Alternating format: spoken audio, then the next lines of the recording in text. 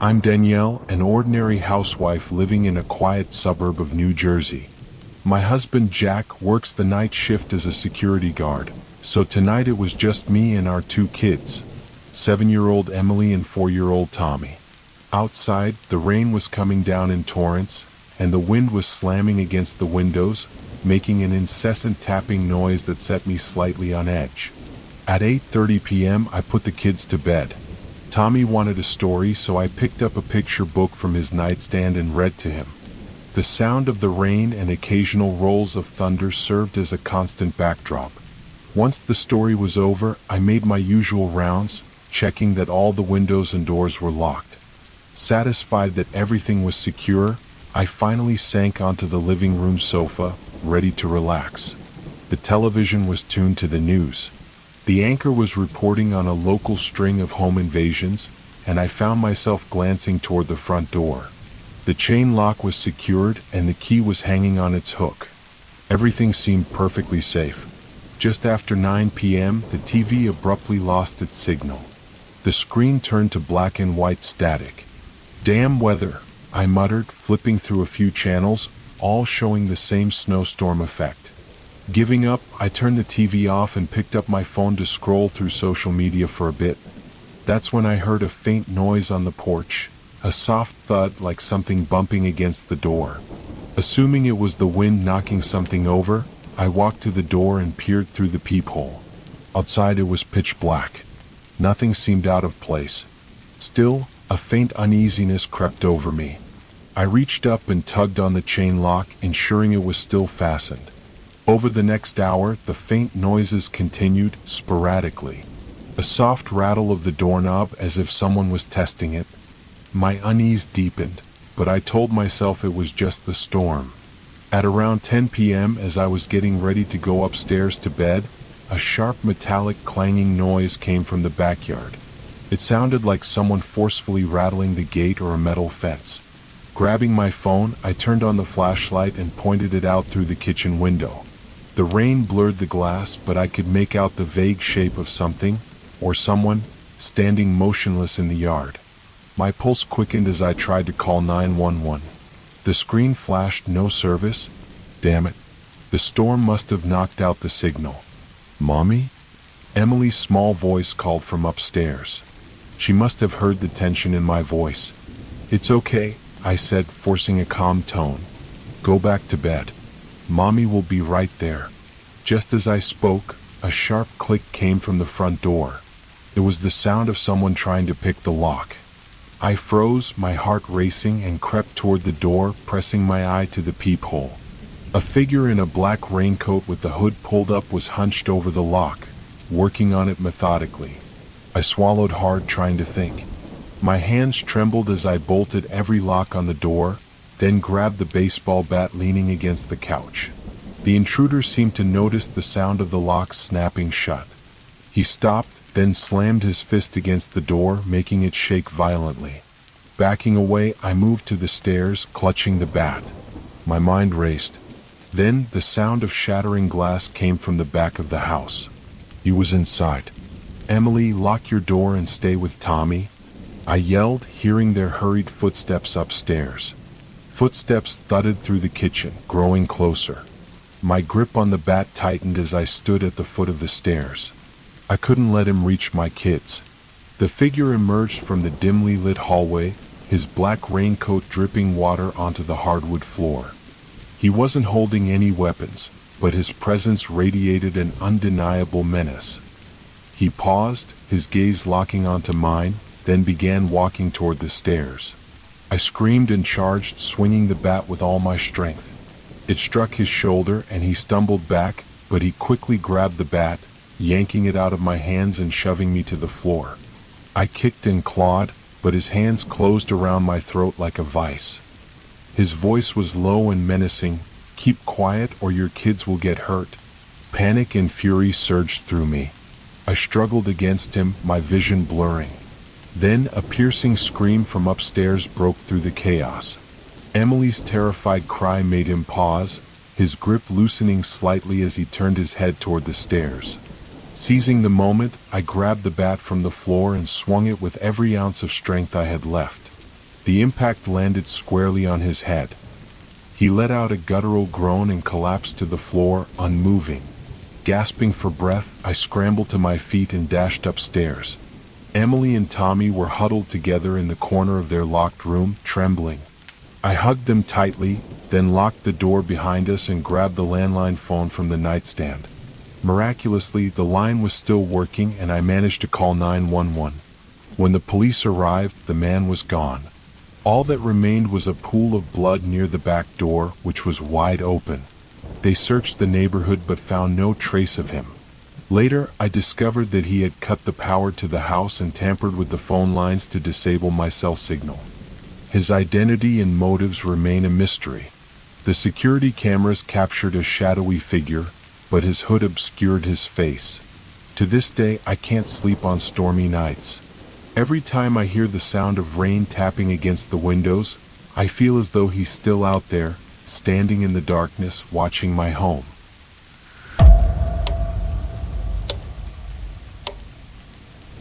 My name is Eric, and I work the graveyard shift at a gas station just off a desolate stretch of highway in Colorado. It's not a glamorous job, but it pays the bills, and the overnight hours mean I rarely deal with crowds. Most nights, it's just me, the humming of fluorescent lights, and the occasional trucker passing through. That night was cold and quiet. The snowstorm outside had turned the world into a swirling white void. The only sound was the wind howling around the corners of the building, rattling the loose sign by the pumps. The parking lot was empty, and the highway beyond was barely visible under the storm's relentless assault. I sat behind the counter, sipping on lukewarm coffee, scrolling through my phone to pass the time. It was nearing 2 a.m. when the bell above the door chimed. Startled, I glanced up, expecting a customer, but the door was closed. The bell swayed slightly as though someone had walked in or out. I frowned, setting my phone down. The security camera feed showed nothing unusual. Maybe the wind had jarred it, or so I told myself. I got up to check the door, making sure it was fully shut. The wind had picked up again, pushing against it with eerie persistence. As I locked it, I caught sight of something, or someone, on the edge of the parking lot near the pumps. It was a figure standing completely still, partially obscured by the blowing snow. "Hey?" I called through the glass, but the wind swallowed my voice. The figure didn't move. It was hard to make out any details. They were too far away, just a dark shape against the blizzard. I grabbed the flashlight from under the counter and stepped outside, the freezing wind biting at my face. The flashlight beam cut through the snow, but by the time I reached the pumps, the figure was gone.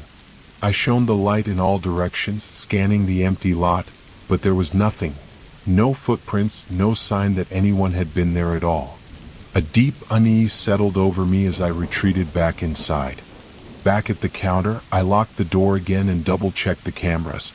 The parking lot was empty just like before. Shaking it off, I convinced myself that it had been a trick of the storm, a shadow or a stray object caught in the wind. I went back to scrolling through my phone, determined to stay calm. That's when the power flickered. The lights dimmed for a moment, then returned, accompanied by a faint buzzing noise from the overhead fluorescents. My phone screen froze, and the security monitors went black for a few seconds before rebooting. My reflection stared back at me from the now darkened windows, distorted by streaks of frost. Then the bell above the door chimed again. I whipped around. The door was still locked, but the bell swayed back and forth just like before. A sharp knock sounded on the glass and I froze. My breath caught as I saw a hand, pale, thin, and spindly, pressing against the glass pane. It dragged slowly down the surface, leaving behind a faint streak in the condensation. When I blinked, the hand was gone. I backed away from the counter, my heart racing, and grabbed the phone to call the police. My hands trembled as I dialed. The line rang once, twice, and then cut off with a sharp click. The lights flickered again, plunging the gas station into brief darkness before the emergency generator kicked in. The dim red glow of backup lighting bathed the store, casting eerie shadows on the rows of shelves. I heard it then, a faint rhythmic tapping. It was coming from the back storage room. I swallowed hard, gripping the flashlight like a weapon as I moved toward the door. The tapping grew louder with every step. I reached for the doorknob, hesitating before turning it slowly. The storage room was dark and silent, rows of shelves filled with cleaning supplies and spare stock. I swept the flashlight beam across the room, finding nothing. And then I heard the tapping again, this time behind me. I spun around, the beam catching a fleeting glimpse of movement, someone darting out of sight, too fast to track.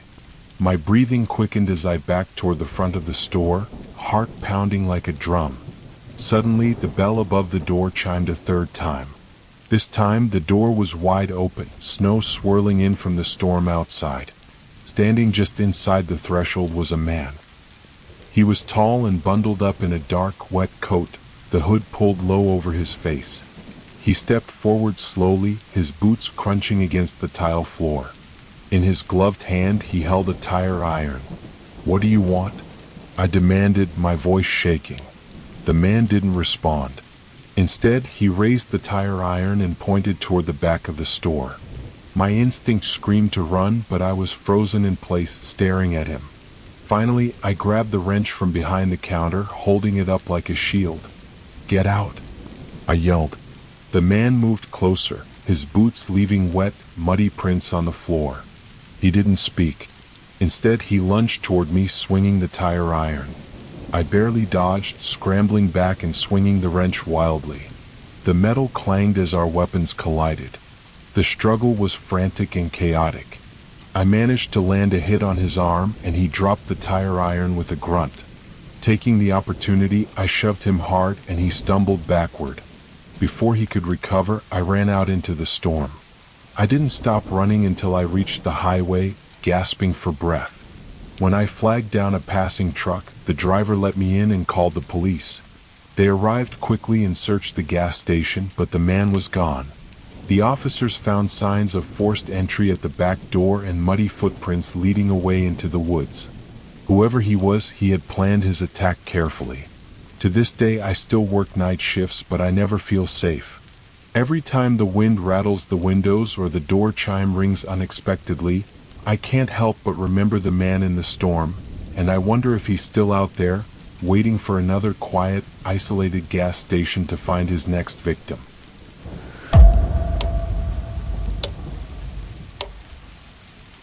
I work nights at a small diner off a quiet stretch of highway in upstate New York.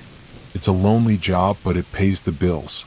By the time my shift ended last night, it was almost 2:30 a.m. The sky was pitch black, save for the faint glow of the moon breaking through scattered clouds. Rain had started falling, a light drizzle that slicked the roads and turned my 30-minute drive home into something I dreaded. I climbed into my old sedan, adjusted the mirrors, and turned on the engine. The diner's neon sign buzzed behind me as I pulled out onto the highway. There were no other cars in sight. The rain tapped softly against the windshield, the rhythmic sound strangely calming. About 10 minutes into the drive, I noticed headlights in my rearview mirror. A pickup truck. Its lights were bright, too bright, almost blinding. I adjusted my mirror and kept driving. At first, the truck maintained a safe distance, but after a few minutes, it began creeping closer. I started to feel uneasy. The highway was empty except for the two of us, and the truck's behavior felt deliberate. It stayed right on my tail, its high beams cutting through the darkness and reflecting off my mirrors. I tapped my brakes lightly, hoping the driver would back off. Instead, the truck swerved slightly, its tires splashing through the puddles on the wet road. My hands gripped the steering wheel tighter as my pulse quickened. "What the hell is this guy doing?" I muttered to myself. After another minute of this, I turned on my blinker and changed lanes. The truck followed. I sped up, so did the truck. The highway stretched on, endless and dark, lined by thick trees that swayed in the wind. I glanced at the clock on the dashboard. 2:48 a.m. I was still 15 minutes from home, and the tension in my chest was becoming unbearable. The truck's high beams flicked on and off, like the driver was trying to signal me. I squinted into the mirror, trying to catch a glimpse of who was behind the wheel, but the glare made it impossible to see. Ahead, I saw an exit ramp, a small country road that led toward the town of Maple Hollow. It wasn't my usual route, but I didn't care. I needed to get away from this lunatic. I took the exit at the last second, my tires screeching on the wet pavement. The truck followed, its headlights never wavering. The country road was narrow and winding, lined by dense woods that seemed to press in on either side. The rain was heavier now, pounding against the car, and the truck's headlights loomed closer, illuminating the interior of my car like a spotlight. I tried calling 911, but my phone had no signal. Typical. This stretch of road was infamous for its dead zones. As I rounded a sharp curve, the truck suddenly sped up, pulling alongside me. I glanced to my left and saw the silhouette of a man in the driver's seat. I couldn't make out his face, but I could see his hand waving at me, gesturing for me to pull over. "Not a chance," I whispered, my voice trembling. I floored the gas pedal, the engine roaring as the car surged forward. The truck fell back, and for a moment I thought I'd lost him. But then his high beams lit up again, even brighter, flooding the road ahead of me. I spotted a narrow dirt road branching off to the right, a path I hadn't noticed before. Desperate, I turned sharply onto it, the car bouncing over potholes and rocks. I killed the headlights, hoping the truck wouldn't see where I'd gone. I rolled to a stop, my hands shaking as I gripped the steering wheel. The rain drummed against the roof, the only sound in the suffocating silence. I waited, holding my breath. A minute passed, then two. Suddenly, the truck roared past on the main road, its tires splashing through puddles as it sped off into the darkness. I exhaled shakily, relief flooding through me. But before I could start the car again, I heard it, a soft thump from the back of the car. My blood ran cold. I turned slowly, peering into the rearview mirror. At first, all I could see was darkness. Then, faintly, I noticed a shape, something hunched low in the back seat. A man. His face was pale and wet, his eyes wide and unblinking. He stared directly at me, his mouth curling into a smile. My scream echoed through the car as his hand shot forward, gripping my shoulder.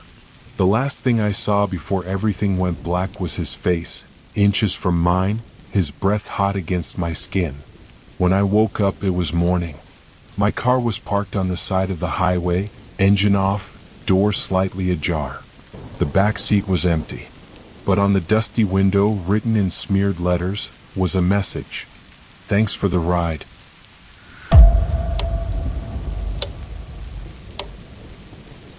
I moved into the apartment 2 months ago, a cozy one-bedroom on the 3rd floor of a quiet building. It wasn't much, but it was perfect for me, a fresh start after a messy breakup.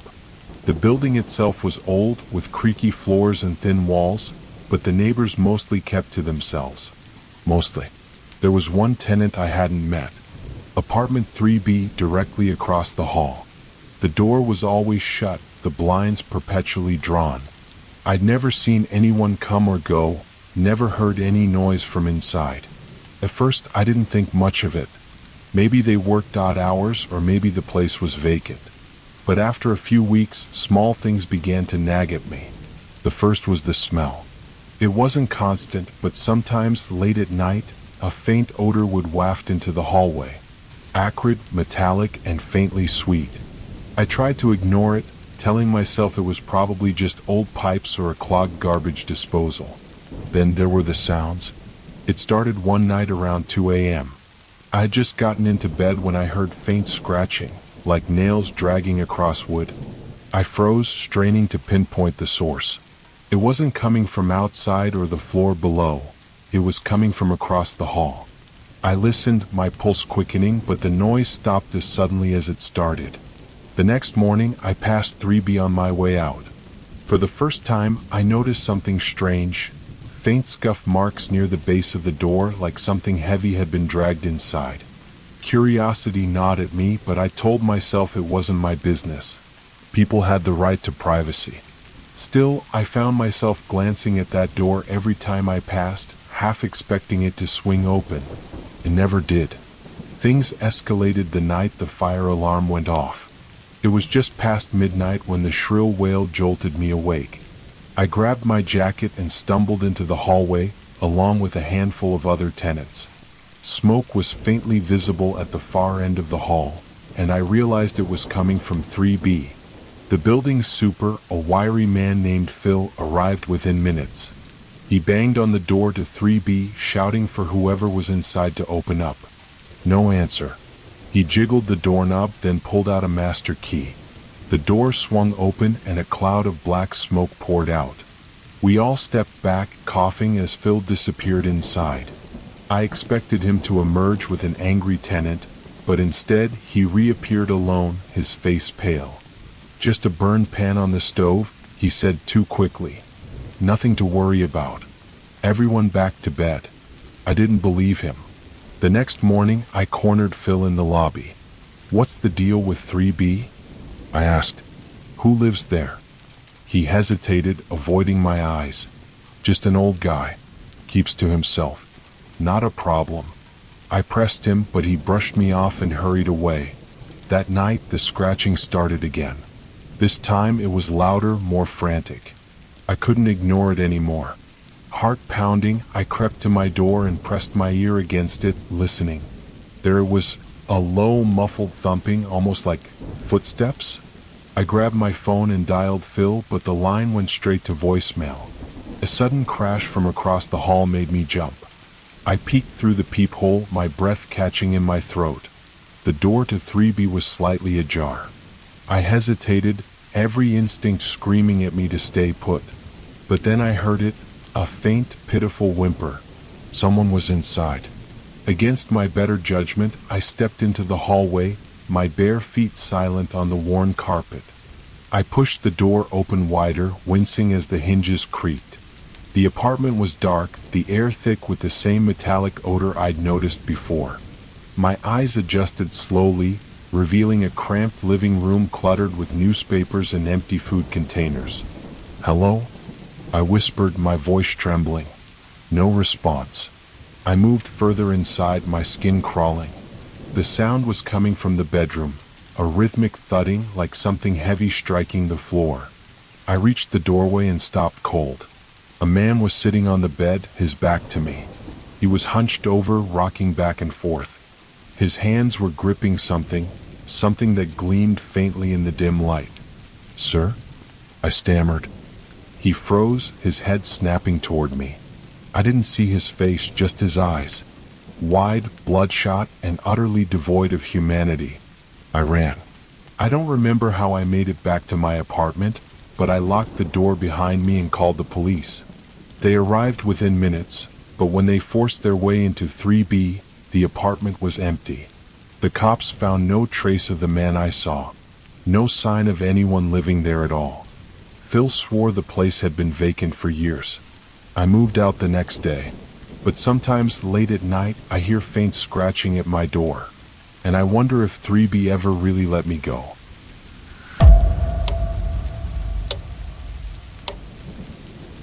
It was a Tuesday night, just past midnight, and I was alone in my small apartment in Chicago.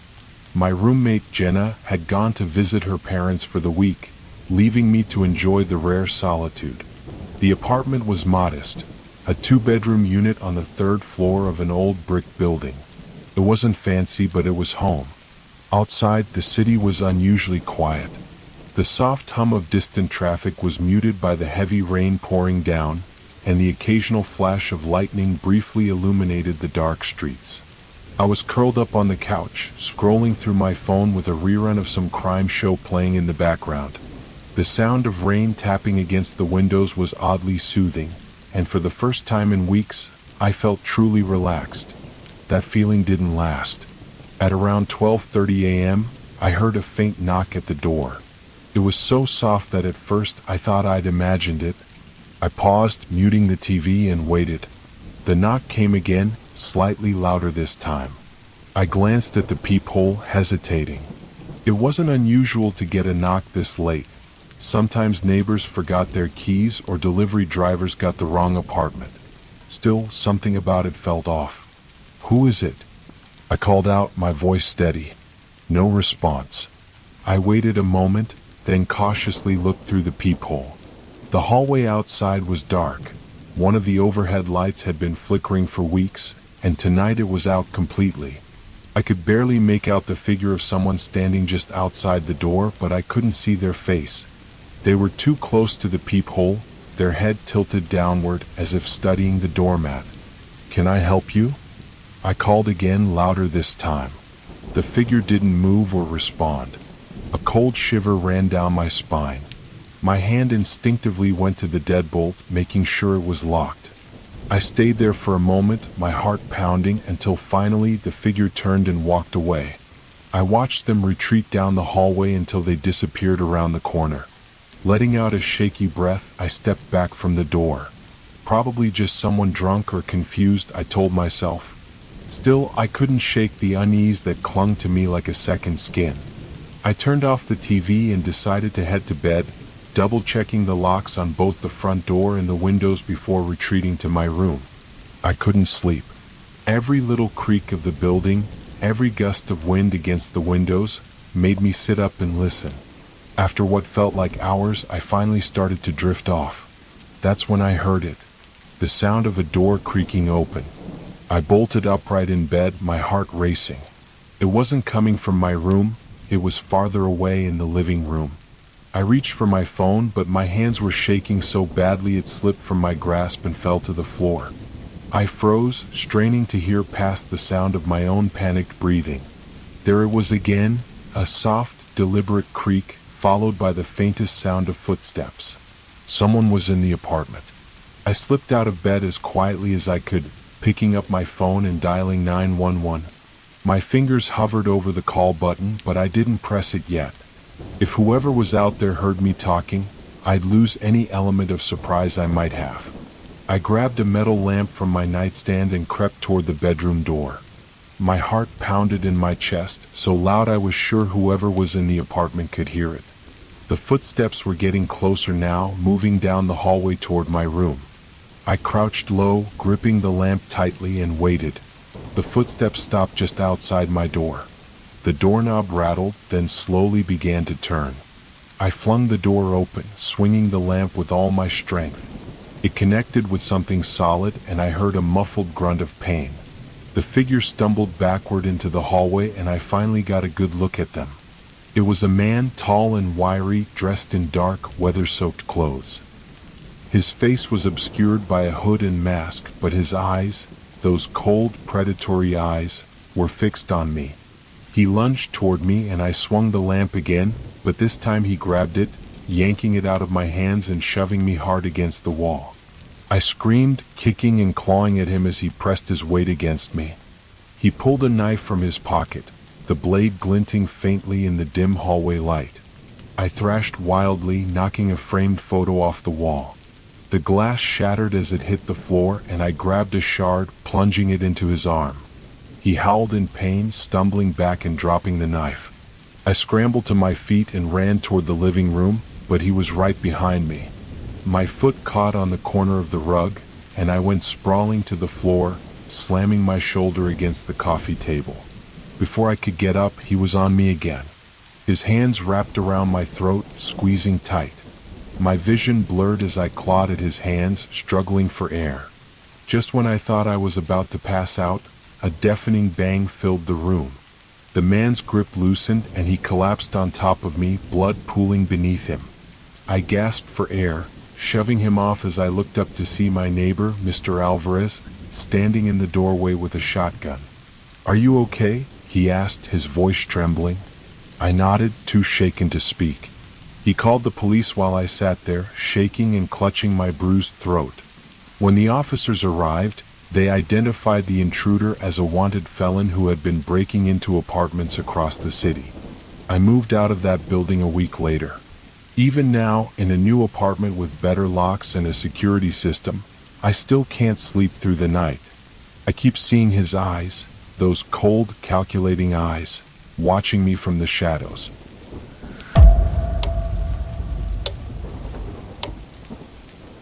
I had just moved into my new apartment, a small unit in an old building downtown. It wasn't the fanciest place, but it was affordable and close to work, which was all that mattered to me. The first few days went by in a blur of unpacking boxes, setting up furniture, and getting used to the unfamiliar sounds of the building. At first, everything seemed normal. The neighbors were quiet, the apartment itself had a nice view of the city, and I quickly adapted to the routine of living alone. I worked long hours, and by the time I got home each evening, I was too tired to do much beyond eat dinner, watch a little TV, and go to bed. It wasn't glamorous, but it was my life. One evening, I had just gotten back from work around 7 p.m. when I noticed something strange. My front door, which I always locked securely, was slightly ajar. It was no more than a couple of inches, but enough to make me pause before stepping inside. I immediately assumed I had forgotten to lock it when I left that morning, but I could have sworn I locked it. I always double-checked. I pushed the door open and stepped inside. Nothing seemed out of place. My keys were still on the kitchen counter, my wallet in the same spot by the door. It was as if no one had been there at all. I shook it off, figuring it was just me being paranoid. I made dinner, watched a few episodes of a show, and went to bed like usual.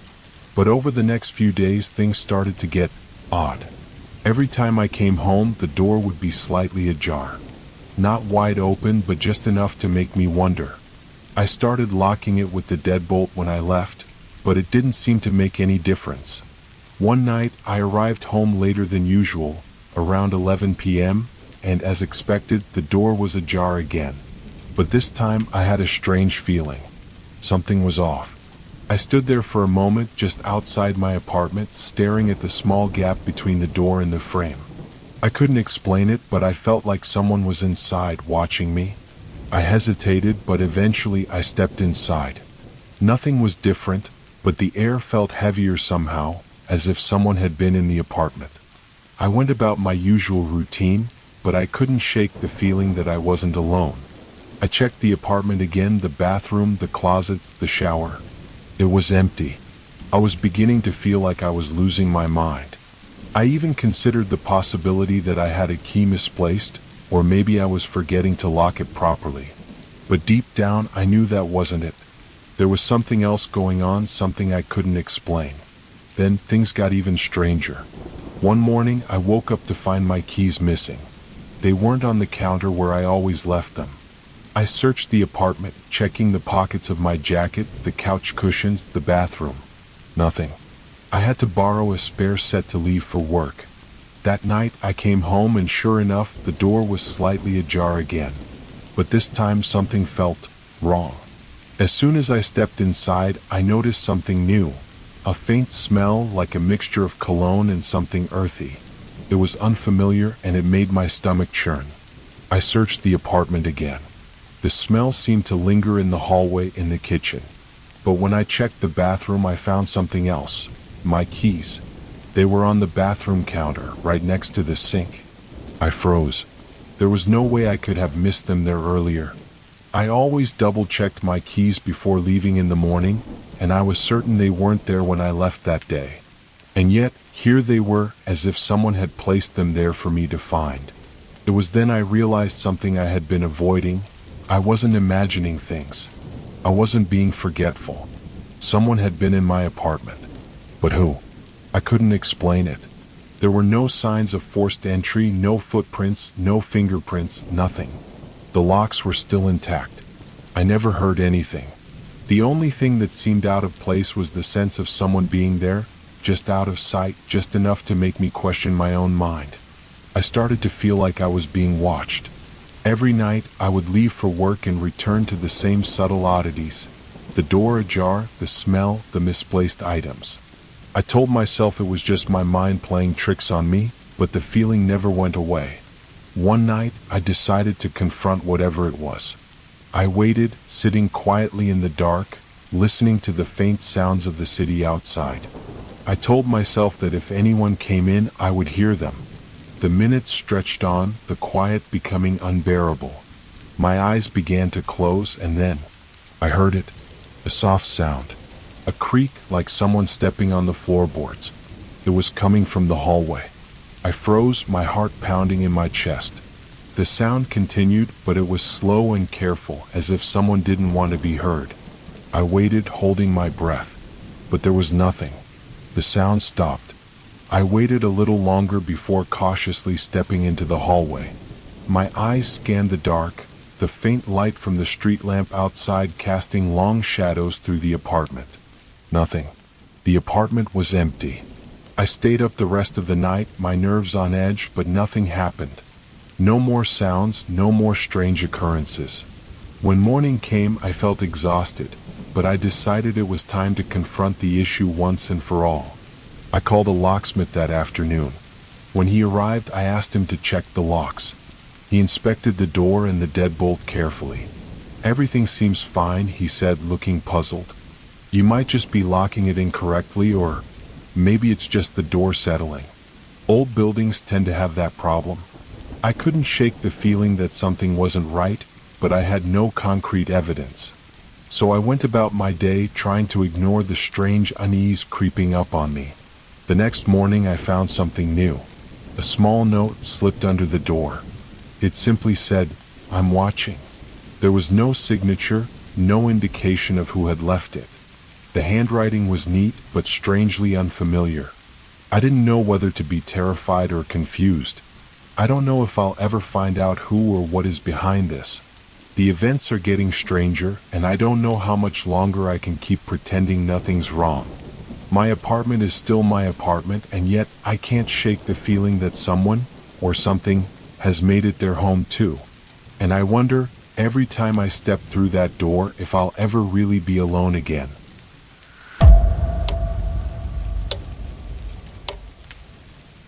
It was supposed to be a normal night. I had picked up a few extra shifts as a delivery driver for a local app to make ends meet. The city was quieter than usual, the kind of quiet that makes you notice every little thing. The hum of street lights, the crunch of your tires on the asphalt, the distant sirens that seem just a little too far away. Around 11 p.m. I got a new order. It was a delivery to an apartment complex on the far side of town, tucked into a mostly industrial area. The kind of place that always seemed half abandoned. The order was unusual, just a single bottled water. Who pays for delivery on something like that? But it was a quiet night and I needed the tips, so I accepted. The drive took about 15 minutes, during which I kept glancing at the delivery details. The instructions were sparse. Leave at the door. Do not knock. The name on the order was Mr. J, which felt more like a placeholder than an actual name. When I arrived at the apartment complex, I felt the first twinge of unease. The building was old, its brick exterior crumbling in places, with only a few windows lit. The front door was ajar, the hallway beyond dimly lit by a single flickering bulb. I grabbed the bottled water from the passenger seat, checked the address again, Unit 207, and stepped inside. The hallway smelled faintly of mildew, and the sound of my footsteps echoed louder than I expected. As I climbed the stairs, I couldn't shake the feeling that I was being watched. I glanced back a couple of times but saw nothing. Just the empty hallway behind me, stretching into shadow. When I reached the second floor, I found Unit 207 at the end of the hall. The door was slightly open. Just a crack, but enough to make me pause. The instructions had said to leave the order at the door, but this felt wrong. I called out, "Hello? Delivery." No response. I set the bottle on the floor, took a quick photo for proof, and turned to leave. But as I took my first step, I heard it, the faint sound of movement coming from inside the apartment. A soft shuffle, like someone shifting their weight. I froze, debating whether to stay or go. Before I could decide, a voice called out from inside. "Come in." It wasn't a friendly voice. It was flat, emotionless. And it wasn't a request. It was a command. I turned back, staring at the door. My instincts screamed at me to leave, but my curiosity got the better of me. Slowly, I pushed the door open and stepped inside. The apartment was dark, lit only by the faint glow of a TV in the corner. The place was sparsely furnished. A couch, a coffee table, and a few boxes stacked against the walls. But what struck me most was the emptiness. No personal touches. No pictures. No signs that anyone actually lived there. Hello? I called again, my voice shaky. No response. I took a step further inside, scanning the room. That's when I saw the chair. It was in the center of the living room, and sitting in it was a man. He was tall, thin, dressed in a dark hoodie and jeans. His face was partially obscured by the shadows, but I could see his hands resting on his knees. He wasn't moving. "You ordered delivery?" I asked, holding up the receipt. The man didn't answer. He just sat there, staring at me, his face unreadable.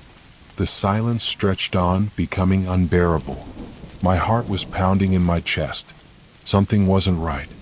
"I'll just leave this here," I said, setting the bottle on the coffee table. I backed away slowly, my hand reaching for the doorknob. "Wait," he said suddenly. I froze, my hand hovering over the knob. "Can you do me a favor?"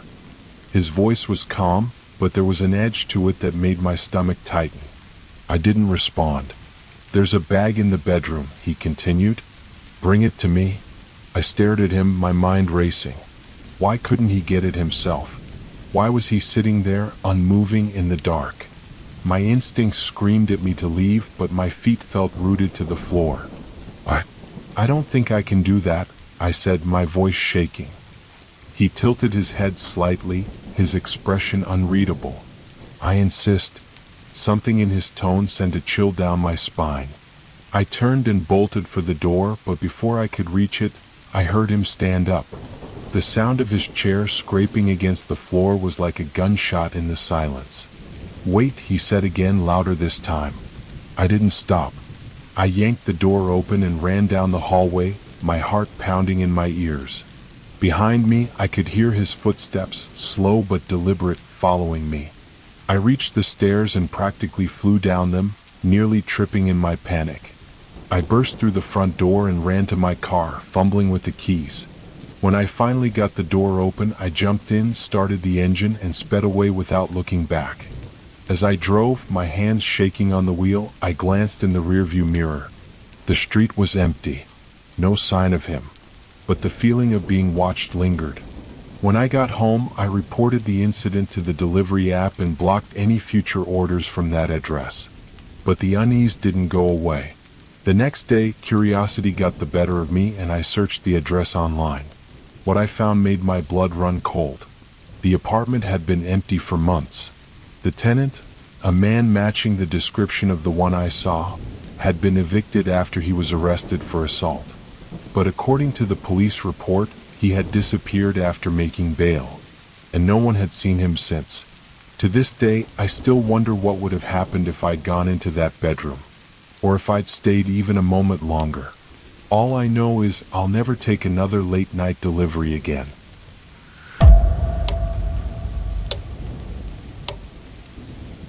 Driving late at night was never something I enjoyed, but sometimes it was unavoidable.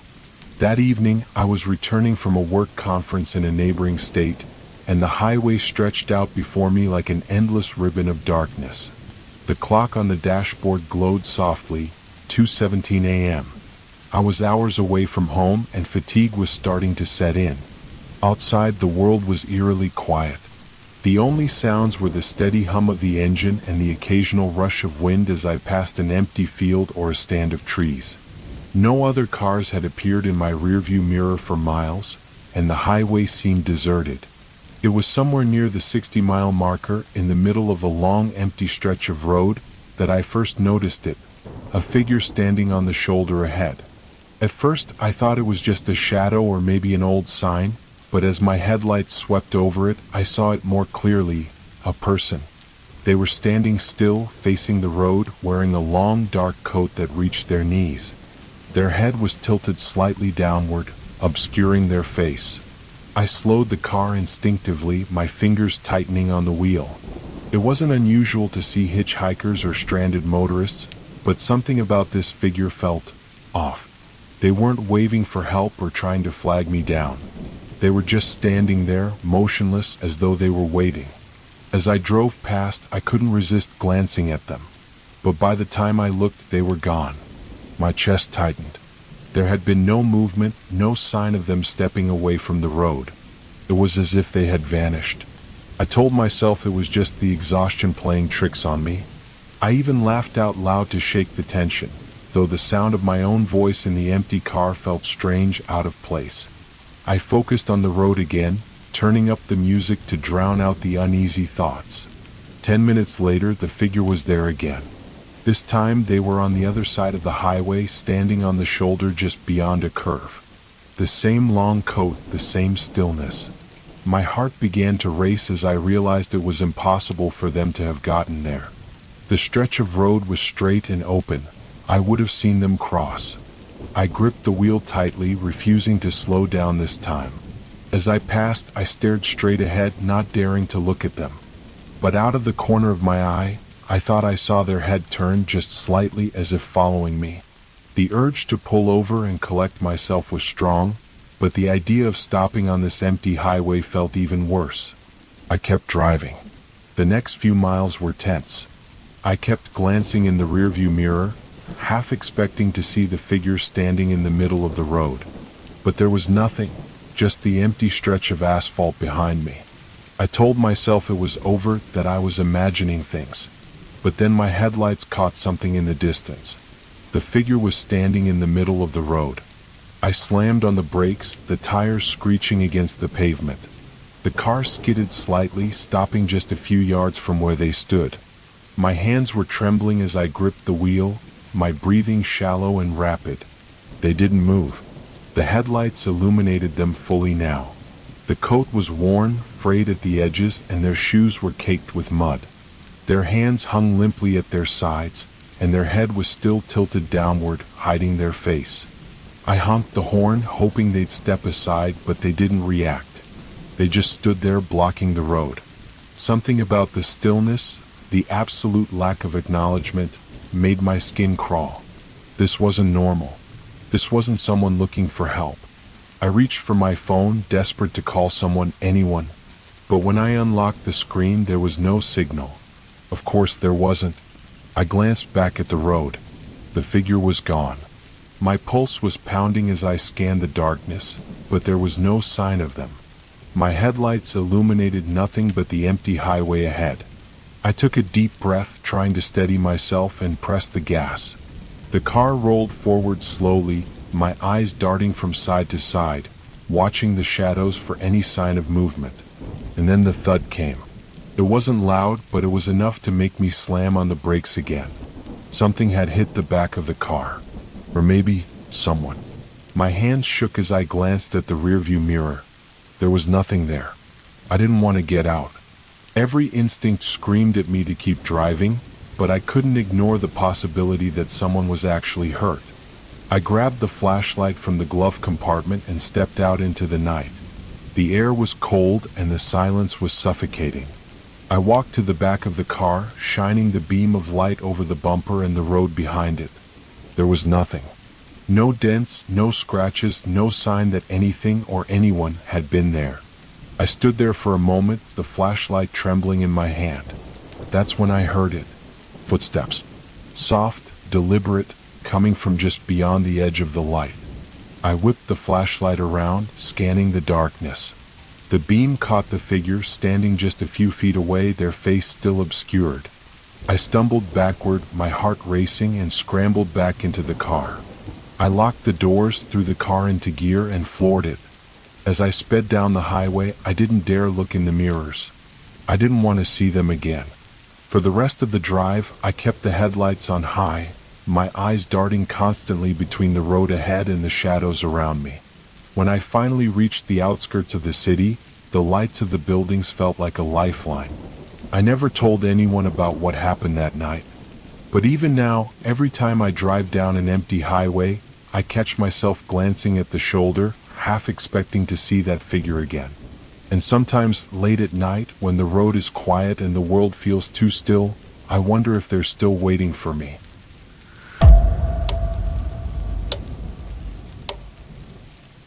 I work as a junior architect in a mid-sized firm, and like most people starting out, I often pull late nights at the office.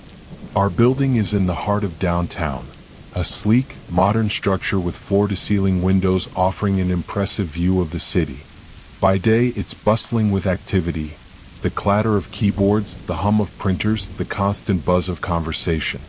But at night, it's an entirely different place. That night, I was alone, finalizing revisions for a client presentation. Everyone else had left hours ago, leaving the open-plan office eerily silent. The glow of my desk lamp was the only light on the entire floor. Outside, the city was alive with lights and traffic, but inside, the air felt stagnant, as though the building itself were holding its breath. Around 11:30 p.m., I decided to take a break. I got up, stretched, and made my way to the break room for another cup of coffee. The building's HVAC system kicked on, a low rumble that always sounded more menacing than it should in the empty silence. On the way back to my desk, I noticed something strange. The door to one of the private offices, one that belonged to a senior partner who had been out on leave for weeks, was slightly ajar. It shouldn't have been. Everyone in the office knew that door was always locked. I hesitated, my steps slowing as I approached. The lights inside were off, and the gap in the door was so small that I couldn't see much of anything. But the fact that it was open at all made my stomach tighten. I stood there for a moment, debating whether to check it out. Maybe the cleaning crew had forgotten to lock it, I thought. Or maybe someone from management had come in earlier and left it that way. But even as I tried to reason it out, I felt an inexplicable unease creeping over me. The door creaked as I nudged it open with the edge of my foot. Inside, the office was dark, the faint glow of the city skyline filtering through the windows. The desk was immaculate as it always was, and nothing appeared out of place. Still, I couldn't shake the feeling that something was wrong. I stepped inside, my shoes muffled against the thick carpet, and turned on the light. The fluorescent bulb flickered a few times before illuminating the room. That's when I noticed it. On the desk, neatly centered on the polished surface, was a single envelope. My name was written on it in neat, precise handwriting. I froze. No one should have been in this office, let alone leaving me a message. Slowly, I picked up the envelope and opened it. Inside was a single sheet of paper with 3 words written in bold, black ink. Do not stay. My pulse quickened. My first thought was that this had to be a prank. Someone from the office messing with me because they knew I worked late. But who would have access to this office? And why leave a note like this, of all things? I glanced around, half expecting someone to jump out and yell, "Gotcha!" But the office was empty. The only sound was the faint hum of the HVAC system. I left the room quickly, shutting the door behind me, and returned to my desk. My nerves were on edge, but I convinced myself to focus on finishing the revisions. I told myself it was just a joke. Someone trying to scare me. But the unease didn't go away. As the clock crept closer to midnight, the building grew even quieter. I could hear every creak of the floor, every distant sound from the street below. Then I heard something else. Footsteps. They were faint, almost imperceptible, but distinct enough to send a chill down my spine. They weren't coming from the main area of the office, but from the hallway that led to the private offices. The same hallway I had just come from. I stood up, straining to listen. The footsteps stopped. For a long moment there was nothing. Then, slowly, the sound began again, this time moving closer. I wasn't imagining it. Someone was there. I stepped out of my cubicle and glanced down the hallway. It was empty, the line of private offices all closed now. The fluorescent lights flickered faintly, as if mocking my rising panic. I decided I'd had enough. Grabbing my bag, I shut down my computer and headed for the elevators. As I walked, I kept glancing over my shoulder, my pace quickening with every step. When I reached the elevator, I pressed the button and waited, my eyes fixed on the small display above the doors. The numbers ticked down slowly, 10, 9, 8. Behind me, I heard a soft sound. The faint creak of a door opening. I didn't turn around. I didn't want to see. The elevator finally arrived with a chime, and I stepped inside, jabbing the button for the lobby. As the doors began to close, I risked one last glance down the hallway. At the far end, one of the private office doors, the same one I had checked earlier, was wide open. And just inside the doorway, barely visible in the shadows, was a figure. They were standing perfectly still, their face obscured by the darkness. The doors shut before I could see more, and the elevator began its slow descent. My hands were shaking, and my heart was pounding so loudly I could barely hear anything else. When I reached the lobby, I practically ran to my car, my mind racing. I never saw anyone else as I left the building. The next morning, I asked a coworker about the senior partner's office. I wanted to know if anyone else had been in there recently, maybe cleaning up or retrieving something. My coworker frowned. "That office," she said. "It's been locked for weeks. They sent the keys to corporate. I didn't go back to the office after that. I quit a week later, citing personal reasons, but even now I can't stop wondering who or what was waiting for me in that hallway. And why did they leave me that note?"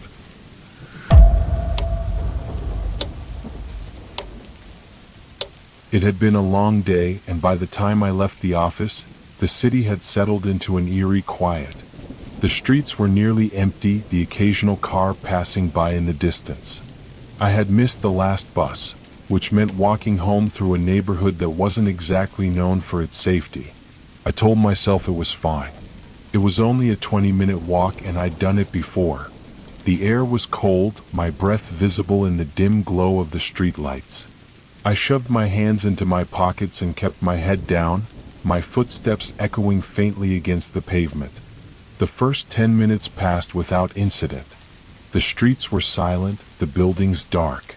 I tried not to think about how exposed I felt, the emptiness around me amplifying every sound. Then I saw him. Ahead, under the flickering glow of a street light, a man was standing perfectly still. His face was hidden in shadow, his posture unnaturally rigid. He was wearing a long coat, its edges fluttering slightly in the faint breeze, but he didn't move. He wasn't looking at me, at least I didn't think he was, but there was something about his presence that stopped me in my tracks. I glanced around, hoping to see someone else, but the street was empty. My first instinct was to cross to the other side to avoid him entirely, but the sidewalk on that side was blocked by construction barriers. I had no choice but to keep walking. As I got closer, the details of the man became clearer. His coat was old, worn at the edges, and his shoes were scuffed as if he had been walking for miles. His head was slightly tilted, and I realized with a jolt that he was staring at the ground, completely motionless. I tried to act natural, quickening my pace slightly as I passed him. My pulse was pounding, but I forced myself not to look back. After a few steps, I couldn't resist. I glanced over my shoulder. He was gone. The streetlight was still flickering, casting its uneven glow over the empty sidewalk. My stomach twisted. I hadn't heard him move. The thought of turning back was absurd, but I couldn't shake the feeling that something was wrong. I walked faster now, my footsteps louder in the silence. A block later, I saw him again. He was standing under another streetlight, further ahead, in the exact same posture. Head tilted down, hands at his sides, motionless. My chest tightened. It was impossible for him to have gotten there so quickly. This time I stopped. My mind raced, trying to make sense of it. Was he following me? But how? And why?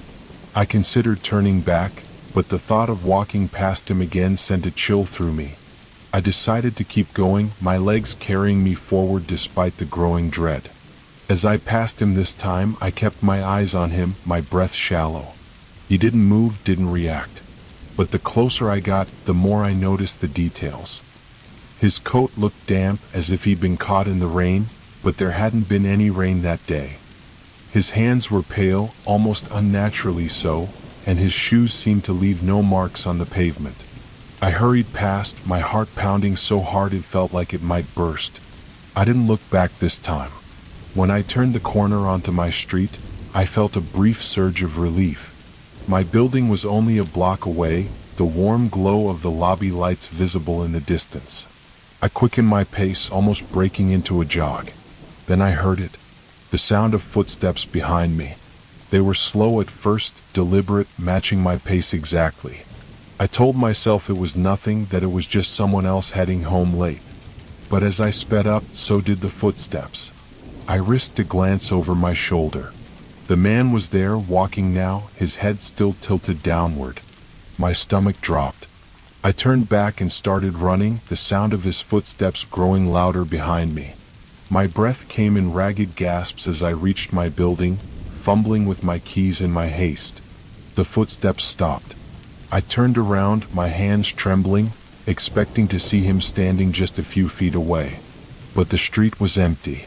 I didn't wait to figure it out. I yanked the door open and slammed it shut behind me, locking it tightly. My legs felt weak as I leaned against the door, trying to catch my breath. I stayed there for several minutes, listening to the silence outside. Finally, I forced myself to look out the small window in the door. He was standing across the street, under another streetlight, his head still tilted downward. He didn't move. For the rest of the night, I stayed awake, watching from my window. But he never came closer. He just stood there, motionless, as the hours ticked by. When morning came, he was gone. I still don't know who he was or why he followed me that night. But now, every time I walk alone at night, I can't help but glance toward the streetlights, searching for a figure standing just beyond the edge of the shadows.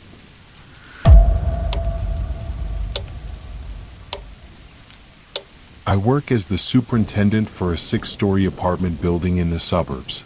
It's not glamorous, but it's stable. The tenants rarely cause trouble, the maintenance requests are manageable, and the neighborhood is quiet. Most of the time I keep to myself, making rounds and fixing whatever breaks. The building's basement, however, is another story. It's where the laundry room, tenant storage, and boiler room are located. It's functional but unpleasant, dimly lit with low ceilings, damp air, and a faint mildew smell that never quite goes away. It was around 11 p.m. when I got the call from a tenant in 5A. He complained about strange noises coming from the basement, banging and scraping sounds that had been going on for over an hour. I wanted to brush it off as old pipes settling, but I knew the tenant well enough to take it seriously. Grabbing my flashlight, I headed down to investigate. The stairwell leading to the basement was cold, each step creaking under my weight. When I reached the bottom, the air grew heavier, the faint hum of the boiler amplifying the stillness. I started in the laundry room. The machines were all idle, their stainless steel surfaces reflecting the faint overhead light.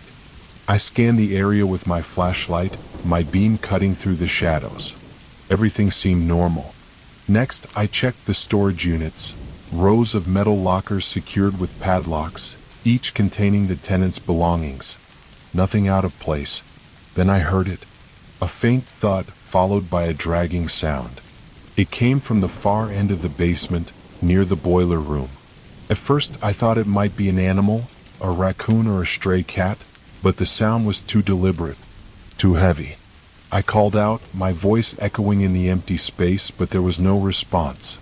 The sound came again, louder this time.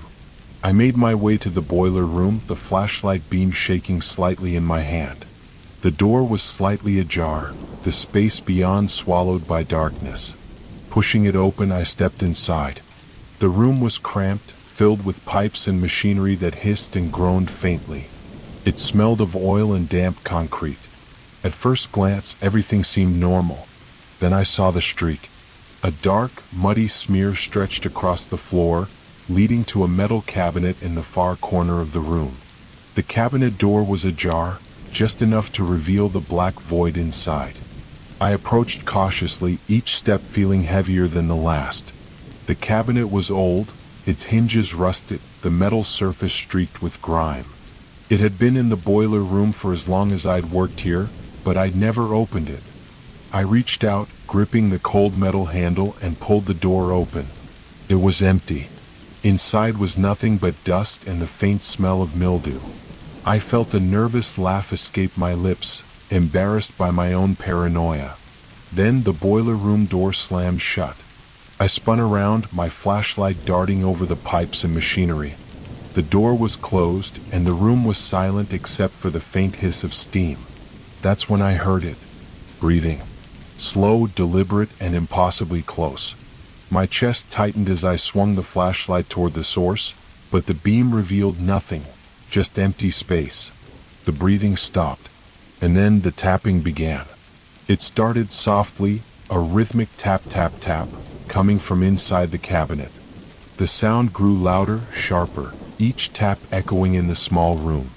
I backed toward the door, my hand fumbling for the handle. It wouldn't budge. The tapping stopped abruptly, leaving a silence that was somehow even worse. Then, faintly, I heard footsteps. They weren't mine. They were slow and deliberate, coming from the hallway outside the boiler room.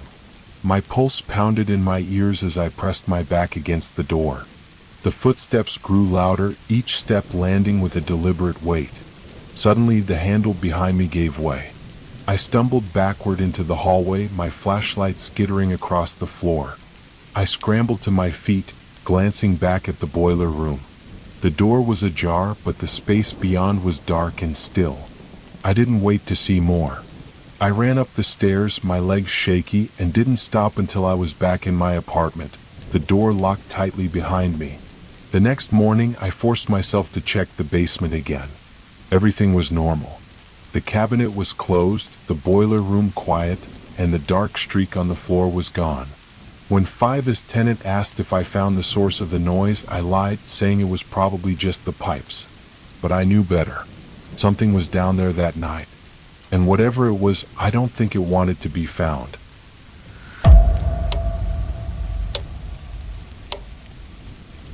I had been looking forward to this getaway for months.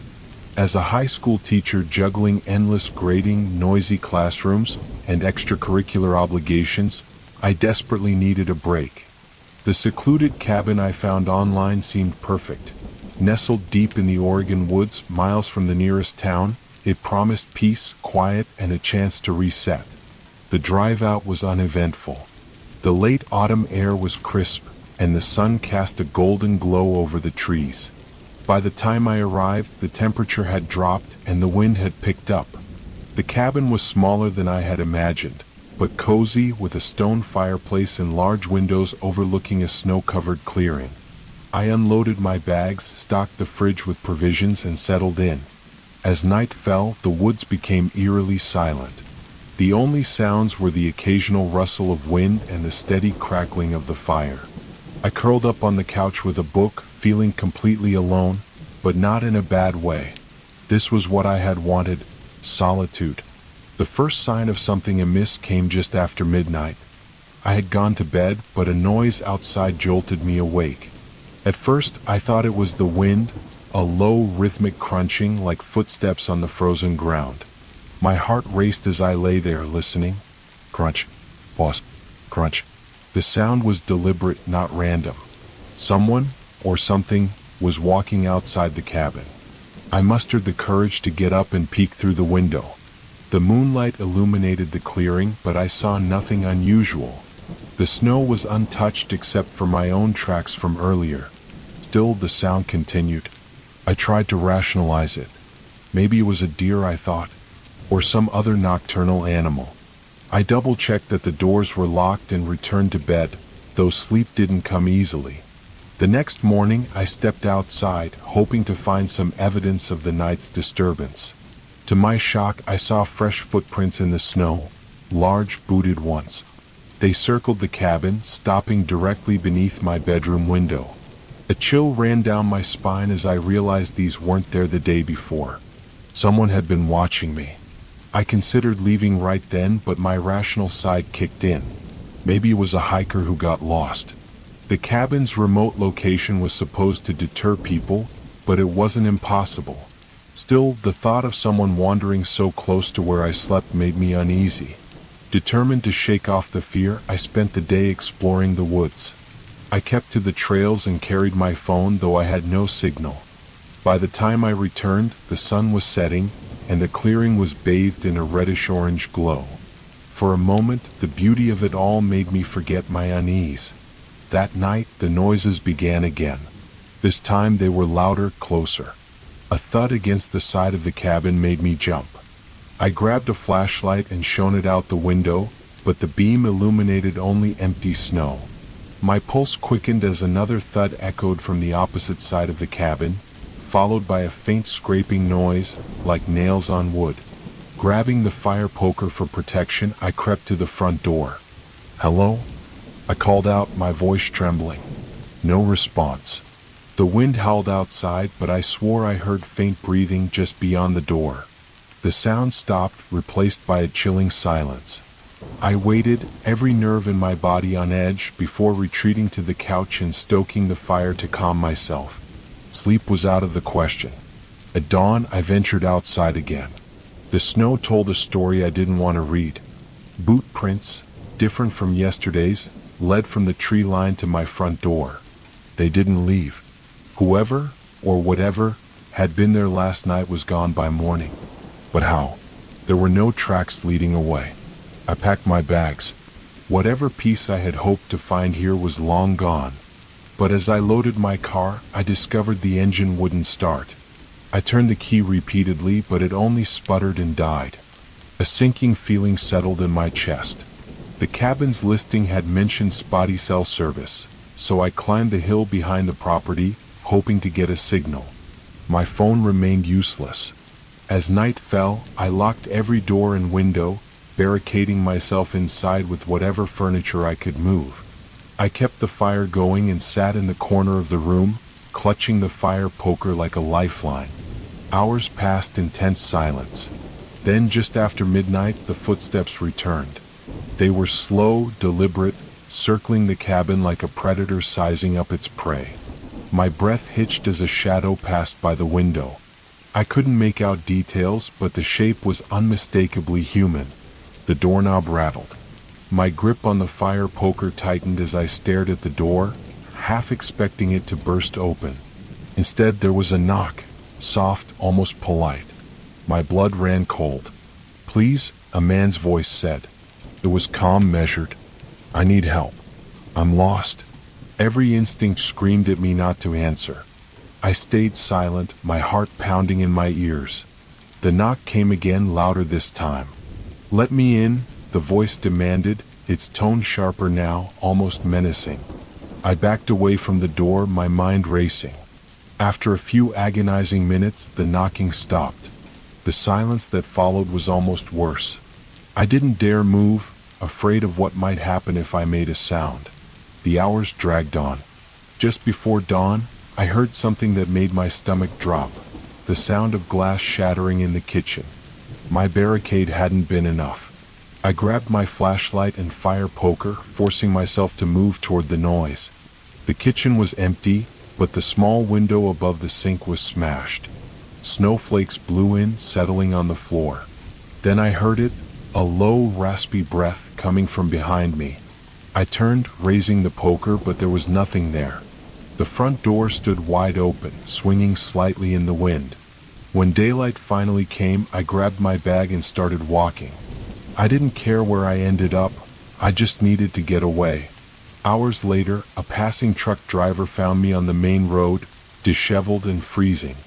The police investigated the cabin but found no evidence of forced entry, no footprints, no broken window. It was as if nothing had happened. But I knew better. Someone, or something, had been there watching, waiting. I never went back to the woods.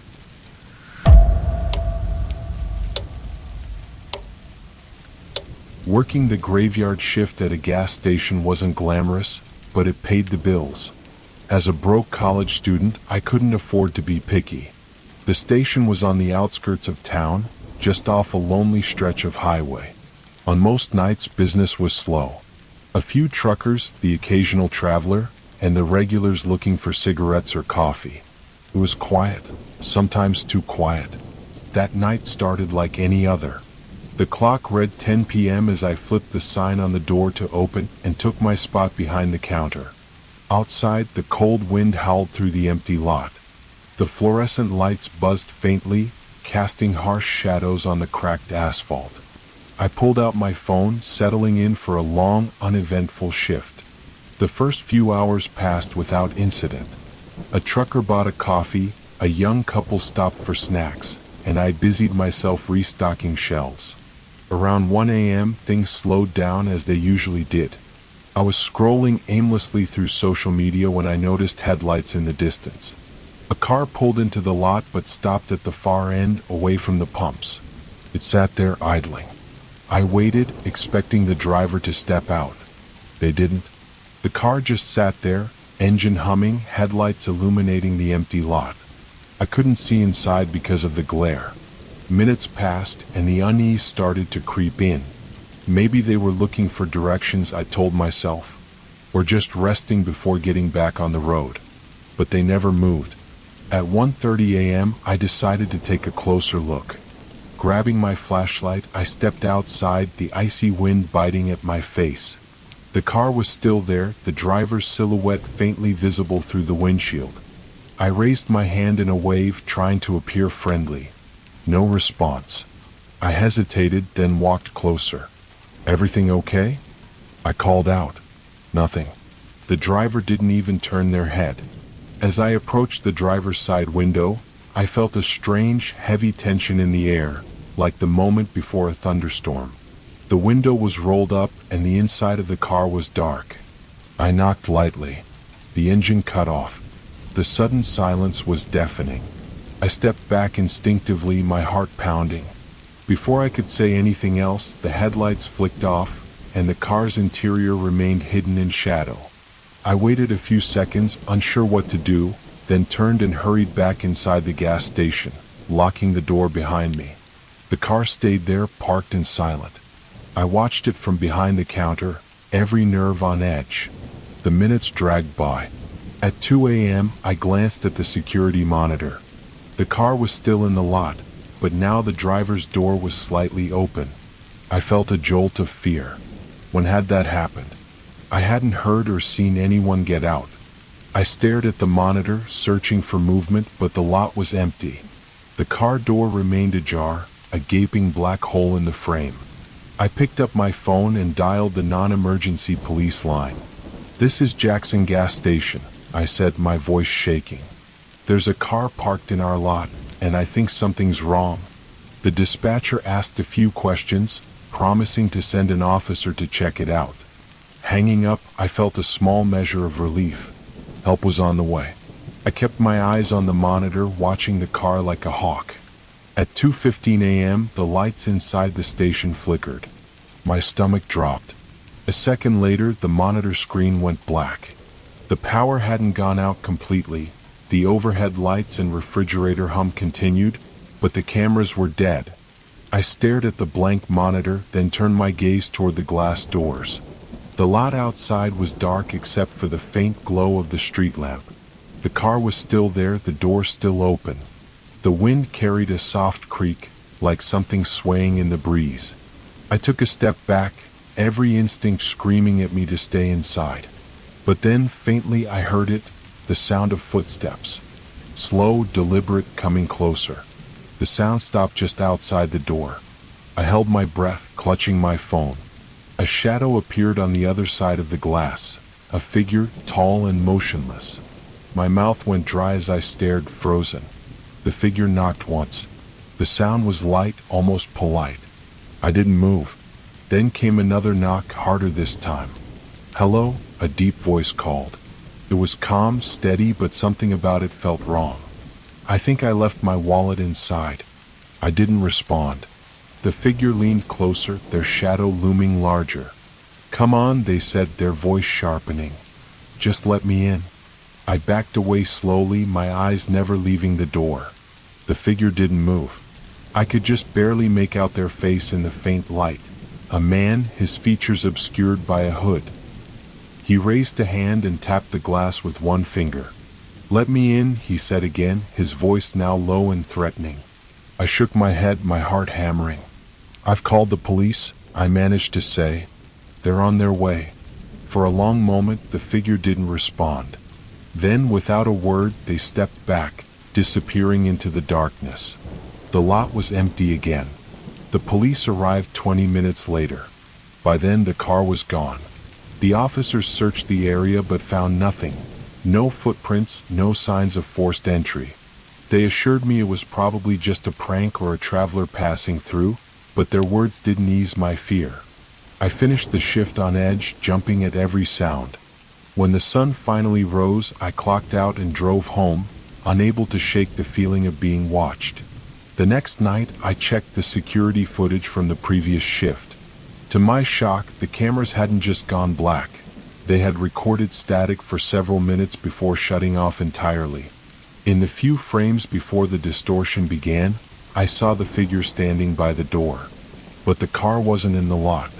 There was no record of it ever being there.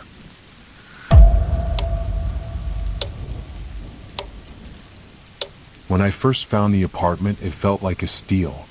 A cozy one-bedroom in the heart of the city, just close enough to downtown without being noisy, and priced so low it almost seemed too good to be true.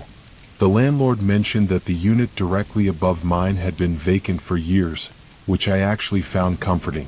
No risk of noisy neighbors stomping around at odd hours. For a broke 24-year-old trying to make it in the city, it was perfect. I moved in during early spring. The building was old but charming, with high ceilings, creaky wooden floors, and large windows that let in plenty of light. My apartment quickly felt like home, though there were quirks.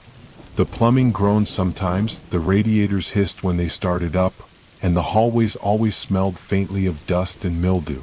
Still, I chalked it up to the charm of living in a historic building. My first few weeks there were uneventful. I spent my days working and my evenings unpacking, decorating, and getting used to living alone. Then one night I heard it. It was just after midnight.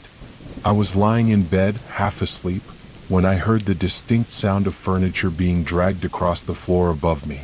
The noise was low and grating, a slow scrape followed by a faint thud. I froze, listening intently. The sound came again, moving steadily from one side of the ceiling to the other. I told myself it had to be the building settling, or maybe something shifting in the empty apartment upstairs. But it sounded so deliberate, so much like someone was actually up there. The next morning, I ran into my landlord in the lobby. I casually mentioned the noise, hoping for reassurance. "There's no one up there," he said with a dismissive shrug. "That place has been empty for years. No furniture, no nothing." His words unsettled me, but I didn't press the issue. Maybe I'd imagined it, or maybe the building really did make strange noises at night. For a while, things were quiet again. Then the notes started showing up. I found the first one tucked into my mailbox one evening. It was written on a torn scrap of lined paper, the handwriting jagged and uneven. For words were scrawled across it, "You need to leave." At first, I thought it was some kind of prank. Maybe one of the kids in the building was trying to scare me. I crumpled the note and tossed it in the trash, more annoyed than frightened. But the notes kept coming.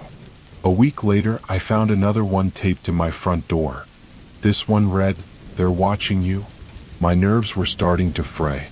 I checked with the landlord again, but he waved me off, insisting it was probably just some neighborhood kids being weird.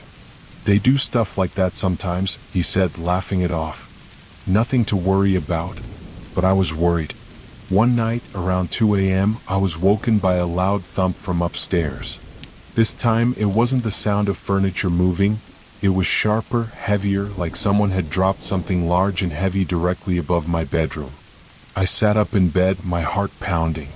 The sound came again, followed by what I could only describe as footsteps. Slow, deliberate, and steady, moving back and forth across the ceiling. I grabbed my phone and dialed the landlord, ignoring the late hour. He didn't answer. The footsteps continued for another 10 minutes before stopping abruptly. The silence that followed was almost worse than the noise. I lay awake until sunrise, clutching my blanket, every creak of the building sending my heart racing. The next morning, I decided to check out the apartment upstairs for myself. Armed with a flashlight and a sense of growing dread, I climbed the creaky staircase to the 3rd floor. The door to the vacant unit was unmarked, its paint chipped and peeling. I tried the handle, but it was locked. I pressed my ear to the door, straining to hear anything, but the apartment was silent. As I turned to leave, I noticed something wedged into the corner of the door frame. It was another note, folded into a tight square. My hands trembled as I unfolded it. You shouldn't have come here. I dropped the note and bolted back to my apartment, slamming the door behind me. My thoughts raced.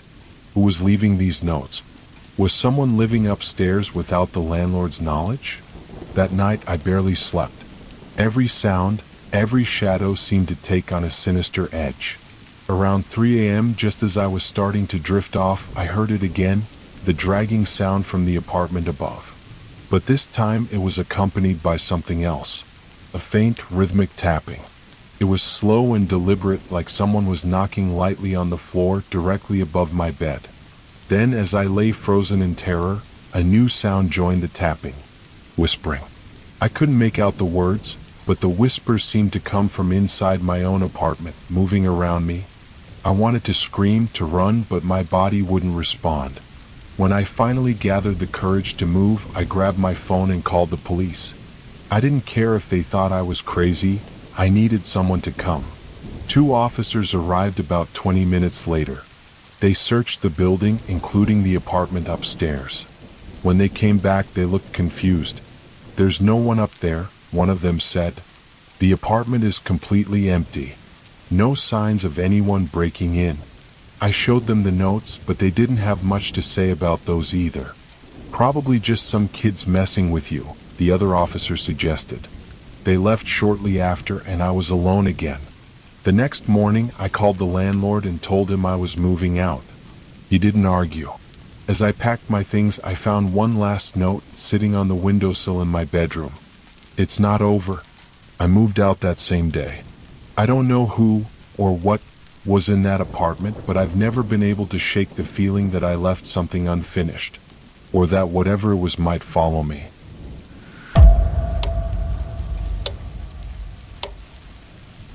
It was supposed to be a simple errand. I'd stayed late at the office to finish some reports, and by the time I left, the city had gone quiet. The underground parking garage was almost empty, the overhead lights buzzing faintly and casting long shadows. My heels clicked against the concrete as I walked toward the elevator, clutching my laptop bag. I hated parking garages, especially at night. There was something inherently unnerving about them. The echo of footsteps, the dim lighting, the endless rows of empty spaces.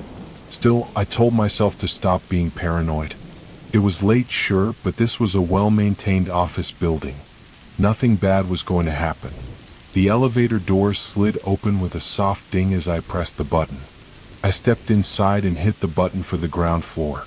The doors closed and the elevator began its slow ascent. Or at least it should have. Instead, it lurched to a stop between floors, the lights flickering once before plunging me into near darkness. A faint glow from the emergency light cast eerie shadows across the walls.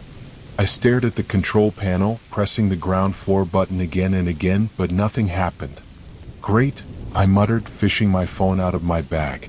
No signal. Of course. The elevator was silent except for my own breathing and the faint hum of the emergency light.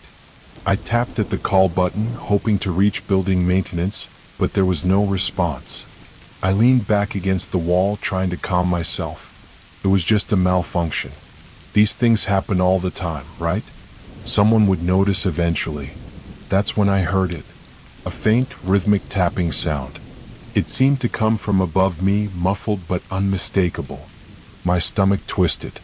Maybe it was the elevator cables shifting, I told myself, or some kind of mechanical noise. The tapping grew louder. It was deliberate, like someone was knocking lightly on the elevator roof.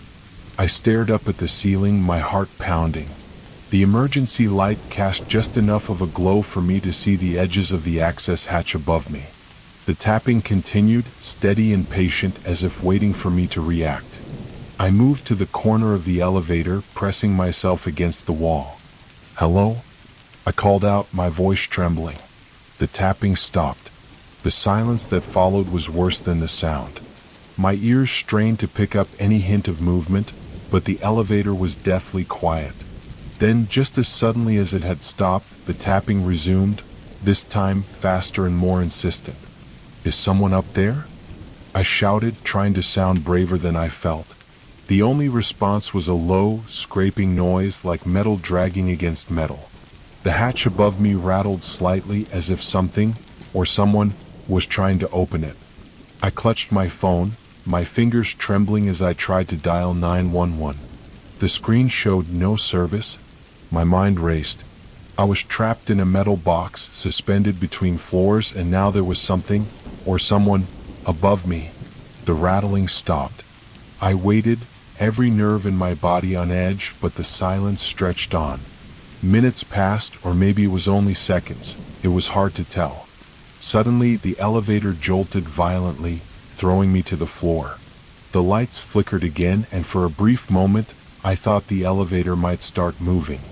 Instead, the emergency light went out completely, plunging me into total darkness.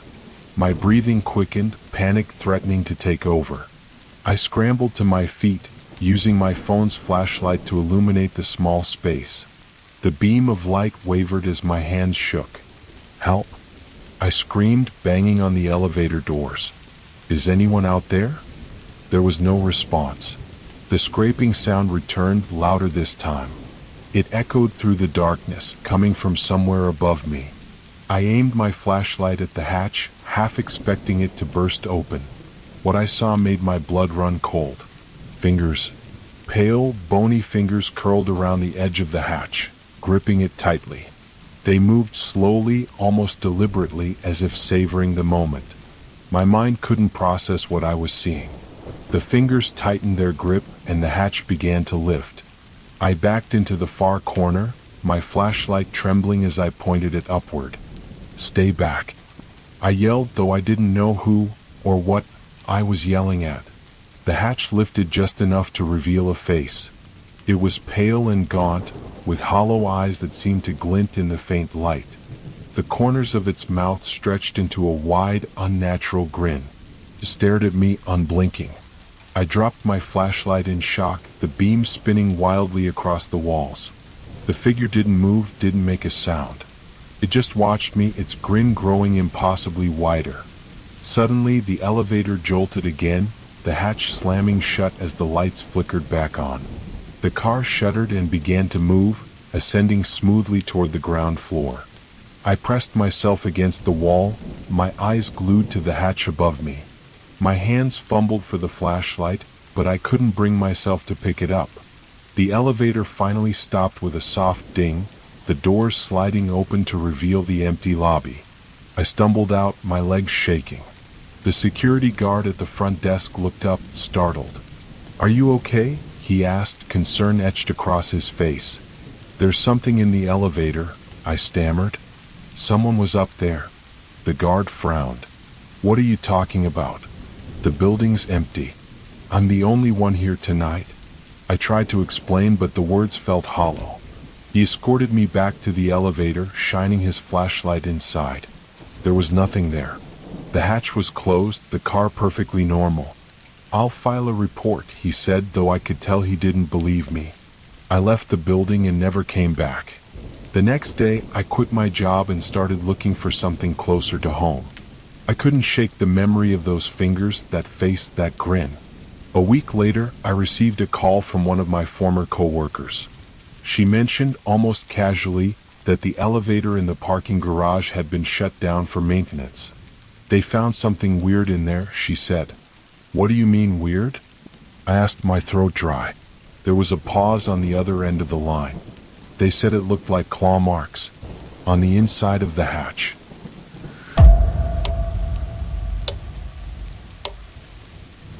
The mountain road stretched out ahead, winding through dense forests that were slowly being swallowed by the twilight. The drive to the cabin should have been peaceful, even scenic, but something about the solitude of the road felt oppressive. The farther we climbed, the fewer cars we passed, until there was nothing but trees and the occasional sharp drop into a valley below. Eric, my boyfriend, was driving, and I watched the scenery blur past, trying to shake the unease that had settled over me. The cabin was still miles away, and the road ahead seemed endless. It was then that I noticed the headlights in the rearview mirror. The vehicle behind us was a battered old pickup truck, its headlights glaring and far too close. The driver wasn't just following us. They were tailgating aggressively, the sharp beams of their lights cutting through the dimming evening. Eric slowed slightly, hoping the truck would pass, but instead, it stayed locked on our tail, maintaining its unnerving proximity. A loud honk shattered the relative silence of the drive, the sound echoing through the narrow road. The truck swerved slightly, its tires skimming dangerously close to the edge of the road. The tension in the car grew as the truck refused to back off. Eric's grip on the steering wheel tightened, his knuckles turning white. He pressed the gas, trying to create some distance, but the truck matched our speed, staying impossibly close. The road twisted and turned, sharp bends appearing with little warning. The truck's lights stayed steady, blinding in the mirror and throwing erratic shadows across the interior of our car. The forest seemed to close in around us, the trees forming a dark tunnel as the last rays of sunlight disappeared. The truck's engine roared louder, and I could feel its presence like a physical weight pressing against us. When the road straightened briefly, the truck veered into the oncoming lane as if preparing to overtake us. For a moment, I thought the driver would speed past, but instead the truck swerved back behind us, honking again, long and drawn out, the sound vibrating through the car. The thought of pulling over crossed my mind, but the isolation of the road made it clear that stopping wouldn't make things safer. As the minutes passed, the pickup truck's behavior grew more erratic. It turned its headlights off suddenly, plunging the road into darkness behind us. The sudden absence of light made my heart race. For a few agonizing seconds, I thought the truck might have disappeared, but then its lights flared back on, impossibly close, as if it had crept up in the dark. Eric accelerated, the engine straining as we climbed higher. The road narrowed, the guardrails barely visible in the gloom. Each turn became more precarious, with the truck looming behind us like a predator stalking its prey. The trees blurred past in a wall of darkness, their branches twisting like skeletal arms. Then, without warning, the truck's headlights cut out again. The absence of light was total, swallowing the rearview mirror in black. My pulse thundered in my ears as I stared into the void behind us, waiting for the truck to reappear. When the lights came back on, they were impossibly closer, filling the car with a blinding glow. It was like the truck was toying with us, letting us think we'd escaped only to reassert its presence. Each time the lights disappeared and reappeared, they felt closer, more menacing. Up ahead, I spotted a small pullout, a dirt shoulder just wide enough for a car.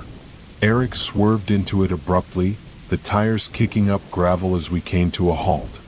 The truck sped past, its engine roaring like a growl as it disappeared around the bend. The relief was brief.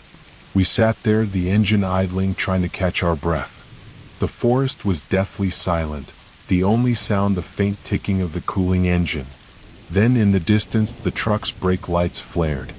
It had stopped just out of sight, its taillights glowing like ominous red eyes. My stomach twisted as the driver's door opened and a figure emerged. The silhouette was tall and deliberate, backlit by the faint red glow. Eric didn't wait. He slammed the car into gear and pulled back onto the road. As we passed the truck, I turned my head, catching a glimpse of the figure. They stood motionless by the driver's side, their head tilted slightly as if watching us leave. The truck didn't follow this time. We didn't stop again until we reached the cabin. The safety of the enclosed walls brought little comfort. The events on the road replayed in my mind, vivid and unsettling. Every shadow cast by the trees outside seemed to take on a threatening shape. The next morning, we reported the incident to the local police. The officer on duty listened patiently but didn't seem surprised. He mentioned that there had been similar reports, an old truck tailgating drivers on that same stretch of road. Some say it's a local messing around, the officer said with a shrug. But no one's ever caught them. They seem to disappear just as quickly as they show up. We cut our trip short, unable to shake the lingering unease. As we drove back down the mountain in daylight, I kept glancing at every passing vehicle, searching for the familiar battered pickup. The truck didn't reappear, but the feeling of being watched lingered long after we returned home. Even now, I can't drive on a dark, winding road without glancing in the mirror, half expecting to see those blinding headlights. And the figure standing by the truck that night? It didn't move. It didn't chase us. But its stillness was the most haunting part of all. It was as if it knew. As if it had already won.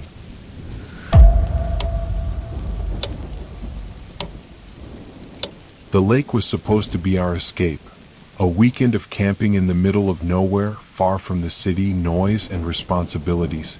It was just the two of us, me and my friend Sam, and the silence of the wilderness. The lakefront campsite was stunning, with tall pines surrounding the calm water and no other campers in sight. It felt like we had the entire world to ourselves. The first day went smoothly. We pitched the tent near the shoreline, collected firewood, and spent the evening roasting marshmallows under a canopy of stars.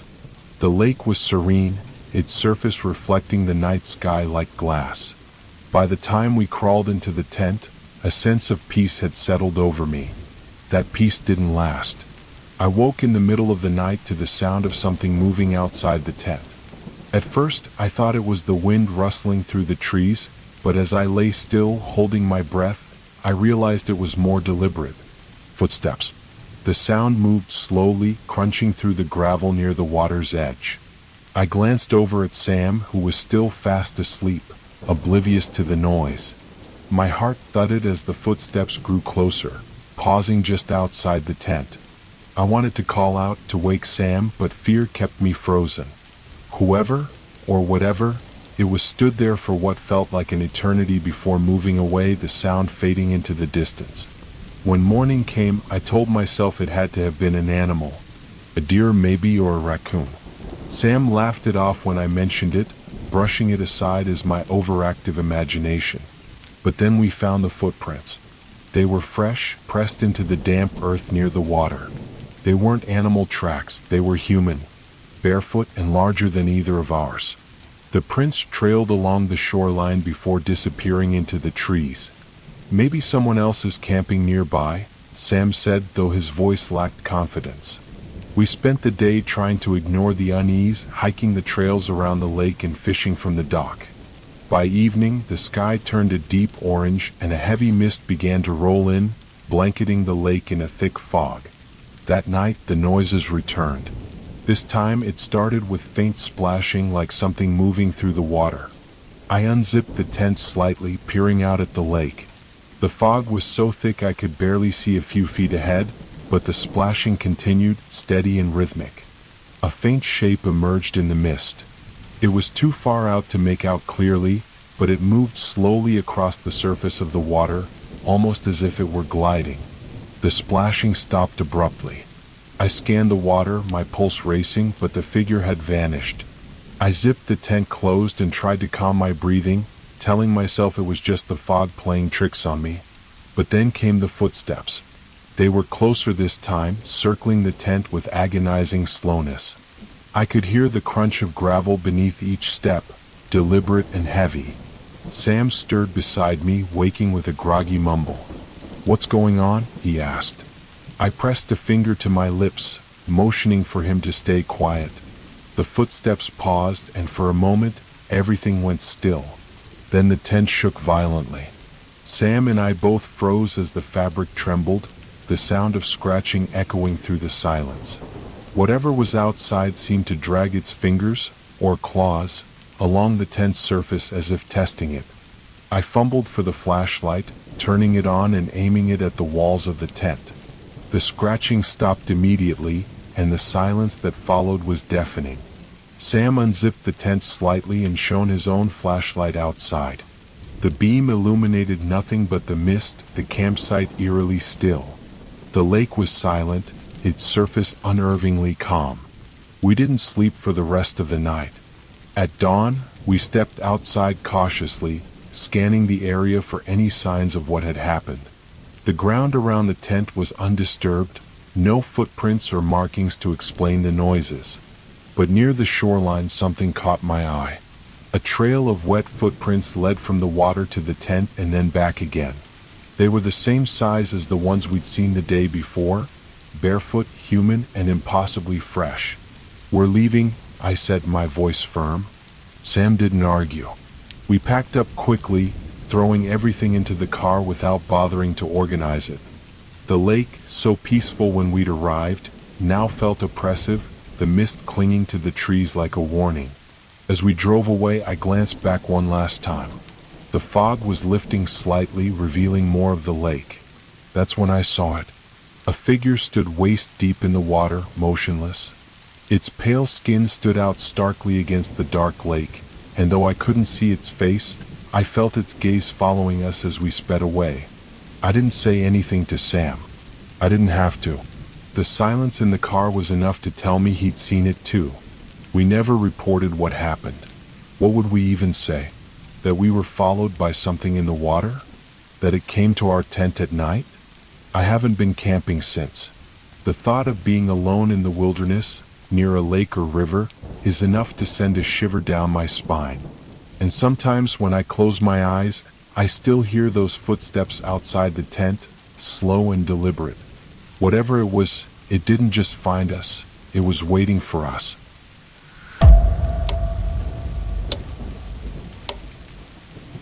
The 24-hour convenience store where I worked wasn't in the best part of town, but it paid decently, and the night shifts were usually quiet. It was tucked away in a mostly residential area, surrounded by empty streets once the sun went down. By the time I arrived for my shift at 10 p.m., the day staff were long gone, leaving me alone in the fluorescent-lit store. The first few hours passed uneventfully. Customers trickled in, a tired man buying coffee, a group of teenagers grabbing snacks. But by midnight, the store was empty. The hum of the refrigerators filled the silence, punctuated by the occasional crackle from the old ceiling speakers. I was organizing the candy shelves when I heard it, the soft chime of the front door. I looked up, expecting to see someone enter, but the door was still shut. It had opened just slightly before closing again, as if nudged by a weak breeze. The security camera monitor behind the counter showed no one outside. I walked over, peered out through the glass, and saw only the empty parking lot, bathed in the sickly yellow glow of the streetlights. Shaking off the unease, I returned to my tasks. Stores like this were full of odd noises, automatic doors malfunctioning, old wiring causing glitches. But a few minutes later, I heard another sound, the distinct creak of a floorboard. The store had tile flooring. I froze, straining to listen. The creak came again, this time from the back corner of the store near the storage room. Slowly I walked over, my heart pounding in my chest. The aisles were empty and the storage room door was shut tight. Telling myself I was imagining things, I returned to the counter. The clock read 12:30 a.m. Still hours to go. Then the sound of movement came again. This time it was unmistakable, the faint rustling of packaging as if someone was handling the bags of chips. My skin prickled as I looked toward the snack aisle, expecting to see a customer. It was empty. I checked the security monitor, scanning each camera feed. The aisles were clear and the storage room door hadn't moved. But in the corner of the screen, just out of range of the camera's focus, a shadow flickered. It was subtle, so faint I almost missed it, but it was there. I turned to look directly at the spot, but nothing was there. The silence in the store felt heavier now, pressing against me like a physical weight. I grabbed the phone behind the counter, thinking about calling my manager, but what could I say? That I was spooked by shadows? At 1 a.m., the strange occurrences escalated. The shelves near the back of the store rattled softly, as if someone was brushing against them. A row of canned soup toppled over, the clattering breaking the oppressive silence. My first instinct was to check the cameras again, but as I turned back to the monitor, I froze. One of the feeds, the one covering the frozen food section, had gone black. I stared at the screen, my hands trembling. The other cameras were fine, showing the aisles and the parking lot outside. But the frozen food section remained dark, the feed distorted with faint static. I walked cautiously toward the back of the store, gripping the phone tightly in one hand. The air near the frozen foods felt colder than it should have, even for a section filled with freezers. The glass doors were fogged up and faint smudges marred the surface. Smudges that looked like handprints. I stepped closer, trying to see if they were just streaks from the last cleaning. But as I reached out to touch the glass, a loud crash echoed through the store. I spun around, heart racing. A rack of magazines near the counter had fallen over, the glossy pages splayed across the floor. It wasn't possible. The rack was sturdy and there hadn't been anyone near it. The chime of the front door startled me and I whipped my head around. This time it didn't just nudge open, it swung wide, slamming shut a moment later. The security monitor flickered, and for a brief second, all the feeds showed static. When the picture returned, my stomach dropped. The camera covering the snack aisle now showed a single figure standing in the middle of the aisle. They were tall, their face obscured by shadows and completely still. I turned toward the aisle, expecting to see them there. It was empty. The monitor flickered again, and when I looked back, the figure was gone. I backed away slowly, my pulse pounding in my ears. My phone was still in my hand, but I didn't dare take my eyes off the store. I needed to get out of there, but every time I thought about stepping into the parking lot, I remembered the figure on the camera feed. The store felt alive with unseen movement, every creak and rustle magnified in the silence. At 2 a.m. I couldn't take it anymore. I locked the store early, something I wasn't supposed to do, and waited outside in my car for the end of my shift. I kept the lights on, scanning the parking lot for any sign of movement. When the day manager arrived at 6 a.m., I handed over the keys and left without a word. The next day I called to quit. My manager sounded annoyed but didn't press for details. Before hanging up, though, she mentioned something that sent a chill down my spine. "Weird though," she said. "I checked the cameras after your shift and some of the feeds were missing. Just static." She paused. "And the front door? It was unlocked when I got there. I hadn't unlocked it. Even now, I can't shake the feeling that whatever was in that store wasn't finished.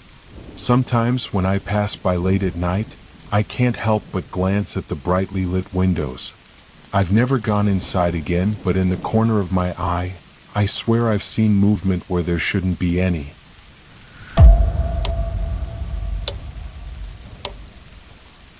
The 24-hour convenience store where I worked wasn't in the best part of town, but it paid decently, and the night shifts were usually quiet.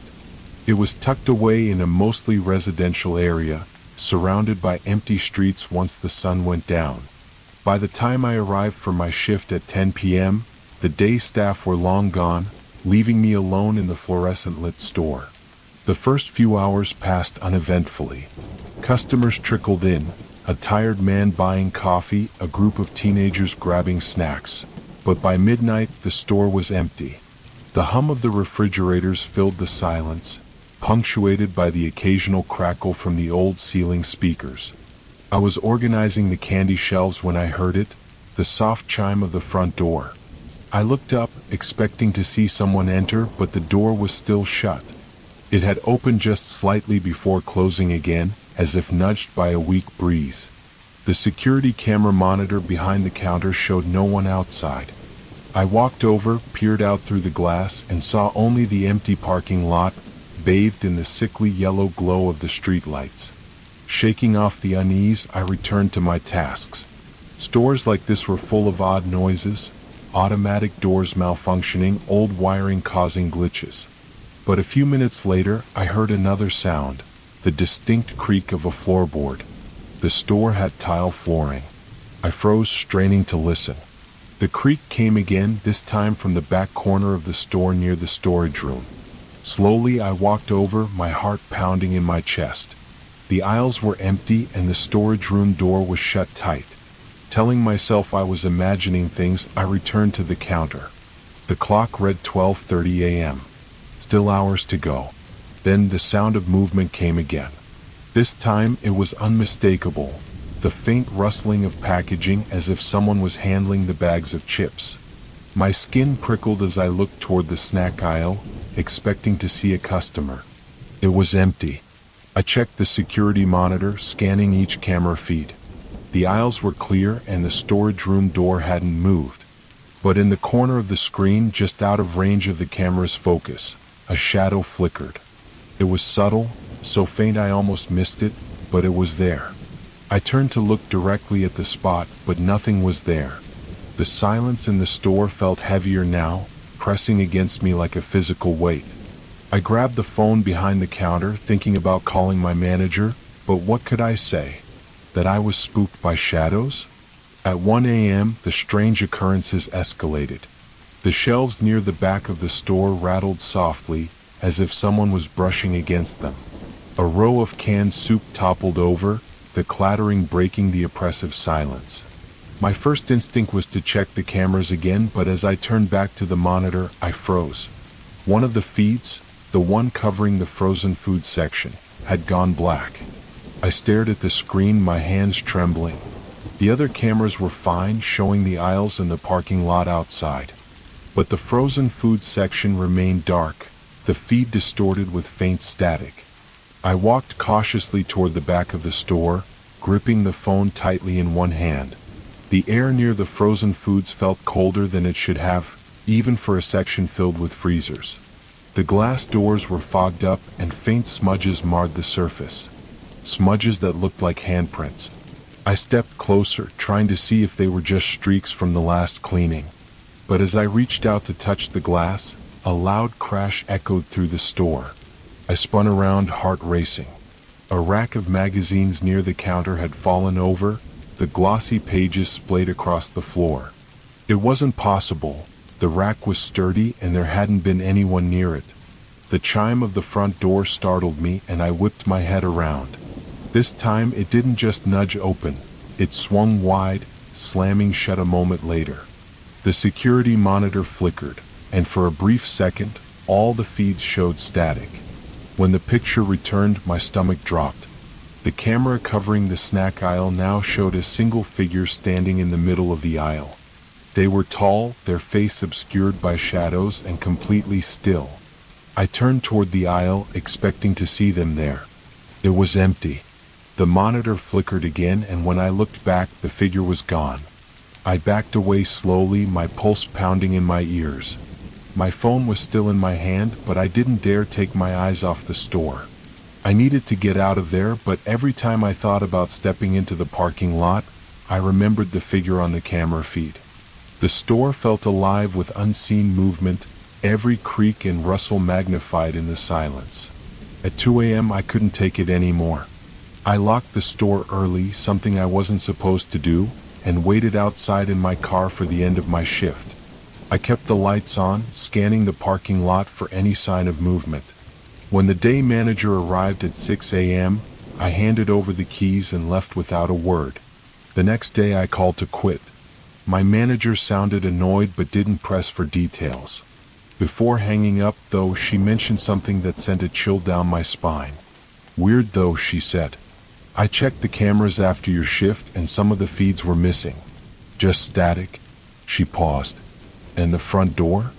It was unlocked when I got there. I hadn't unlocked it.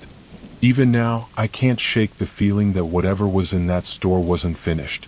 Sometimes when I pass by late at night, I can't help but glance at the brightly lit windows. I've never gone inside again, but in the corner of my eye, I swear I've seen movement where there shouldn't be any."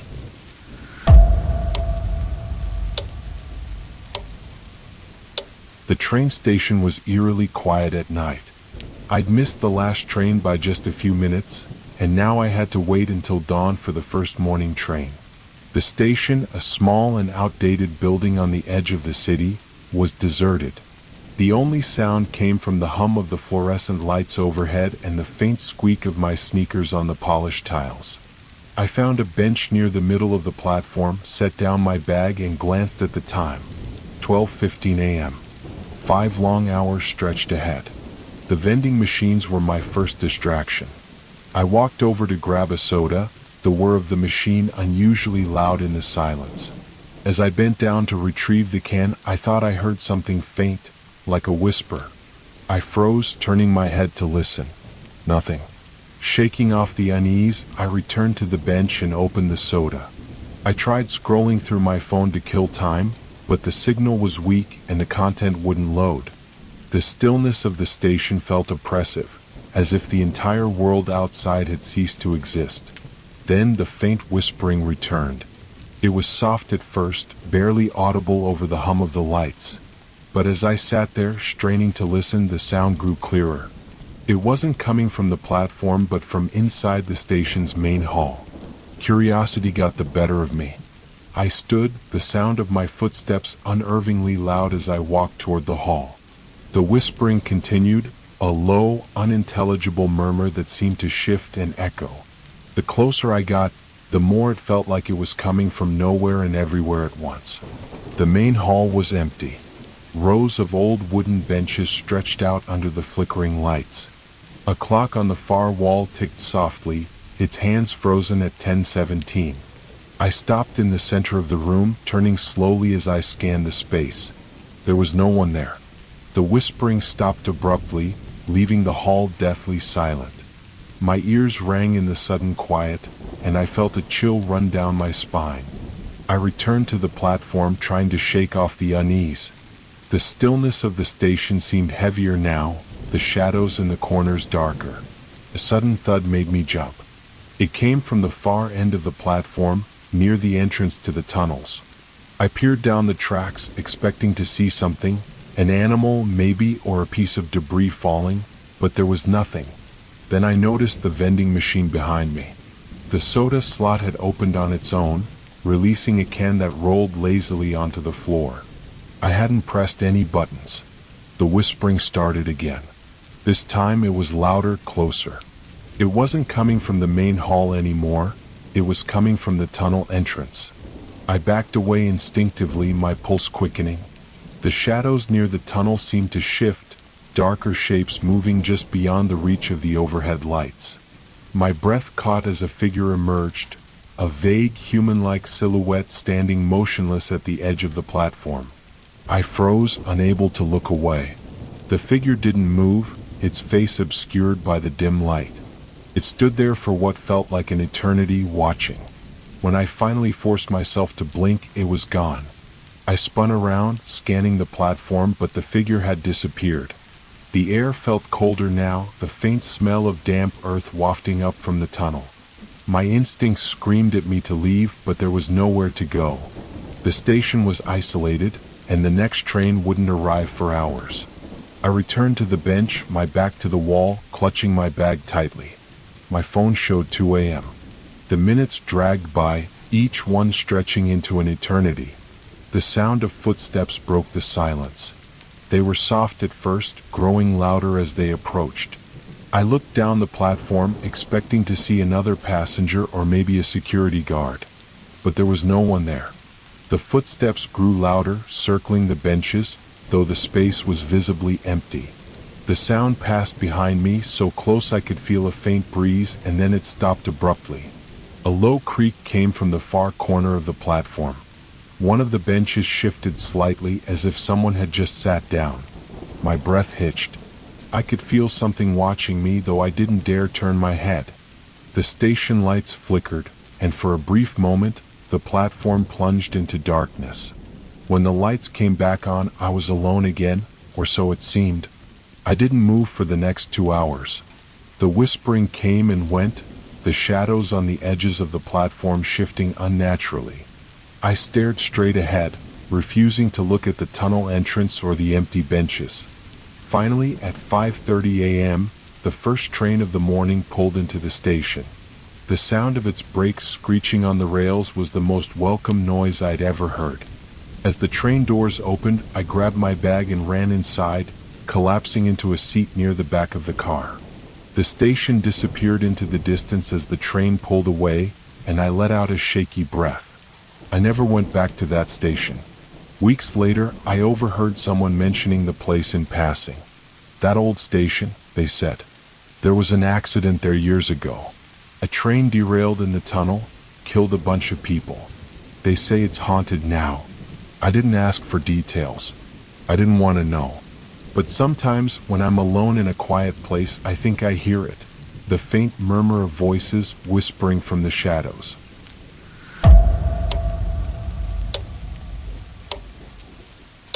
The lighthouse stood alone on a jagged cliff, its beams sweeping over the churning sea below. I had signed up for the night watch shift as a part-time job, thinking it would be peaceful, a quiet escape from the chaos of the town. The lighthouse was automated, but someone still needed to be on site to monitor the equipment and log any unusual weather patterns. It sounded simple enough. The drive out was uneventful. The narrow road wound along the coast, the sound of waves crashing faintly audible even from inside the car. By the time I arrived, the sun had dipped below the horizon, leaving the lighthouse silhouetted against a darkening sky. Inside, the air smelled faintly of salt and oil. The small living quarters were sparse: a cot, a table with a radio, and a logbook. Above, the spiral staircase led to the beacon, which rotated steadily, its light cutting through the mist that had begun to roll in from the sea. The first couple of hours passed quietly. I logged the weather data, made a pot of coffee, and listened to the low hum of the machinery. Outside, the mist thickened, muffling the roar of the waves and swallowing the view of the ocean. It was around midnight when I first noticed something was off. The lighthouse had windows that faced the water, giving a clear view of the rocks below. As I glanced out, I thought I saw movement, something pale against the dark stone. At first, I thought it was sea spray catching the light, but the movement was too deliberate. It looked like a figure standing on the rocks facing the lighthouse. I grabbed the binoculars from the desk and peered through them. The mist made it hard to see, but I caught a glimpse of something. A person, maybe? They were too far away to make out clearly, but the shape was unmistakable. Before I could process what I was seeing, the radio crackled to life, emitting a burst of static. I jumped, nearly dropping the binoculars. The radio wasn't supposed to be on, it was only for emergencies. I moved toward it cautiously, but before I could adjust the dial, a low voice emerged from the static. "Help?" The voice was faint, distorted, as if it were being carried from far away. I leaned closer, my pulse quickening. "Hello?" I said into the receiver. "Who is this?" The static continued, crackling faintly. "It's here?" The voice cut out, leaving only the hiss of static. I stared at the radio, my hands trembling. Who was out there? And what did they mean by "it's here"? I turned back to the window, my heart sinking. The figure on the rocks was gone. The mist outside seemed thicker now, pressing against the glass like a living thing. The beacon's light swept over the ocean, briefly illuminating the waves before disappearing into the fog. I tried to shake off the unease, telling myself it was just some prank or a trick of the light. But as I returned to the logbook, the faint sound of knocking echoed through the lighthouse. It came from the main door. The lighthouse was miles from town, surrounded by cliffs and sea. No one should have been able to reach it on foot, not without me noticing. The knocking came again, louder this time. I hesitated, my breath catching in my throat. Slowly, I moved toward the door, my boots echoing on the metal floor. "Hello?" I called out, my voice unsteady. There was no answer, just the sound of the wind howling outside. I unlocked the door and opened it a crack, peering out into the night. The mist swirled around the entrance, thick and cold, but there was no one there. The rocky path leading to the lighthouse was empty. Then I saw it, a trail of wet footprints leading from the cliff's edge to the door. The prints were large, bare, and still glistening with seawater. They stopped abruptly a few feet from the door, as if whoever had left them had vanished into thin air. I slammed the door shut and locked it, my hands shaking.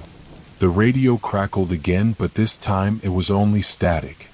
I decided to go up to the beacon room, thinking the height would give me a better view of the area. The climb up the spiral staircase felt endless, every creak of the steps amplified in the silence. When I reached the top, the rotating light swept over the mist, casting eerie shadows across the room.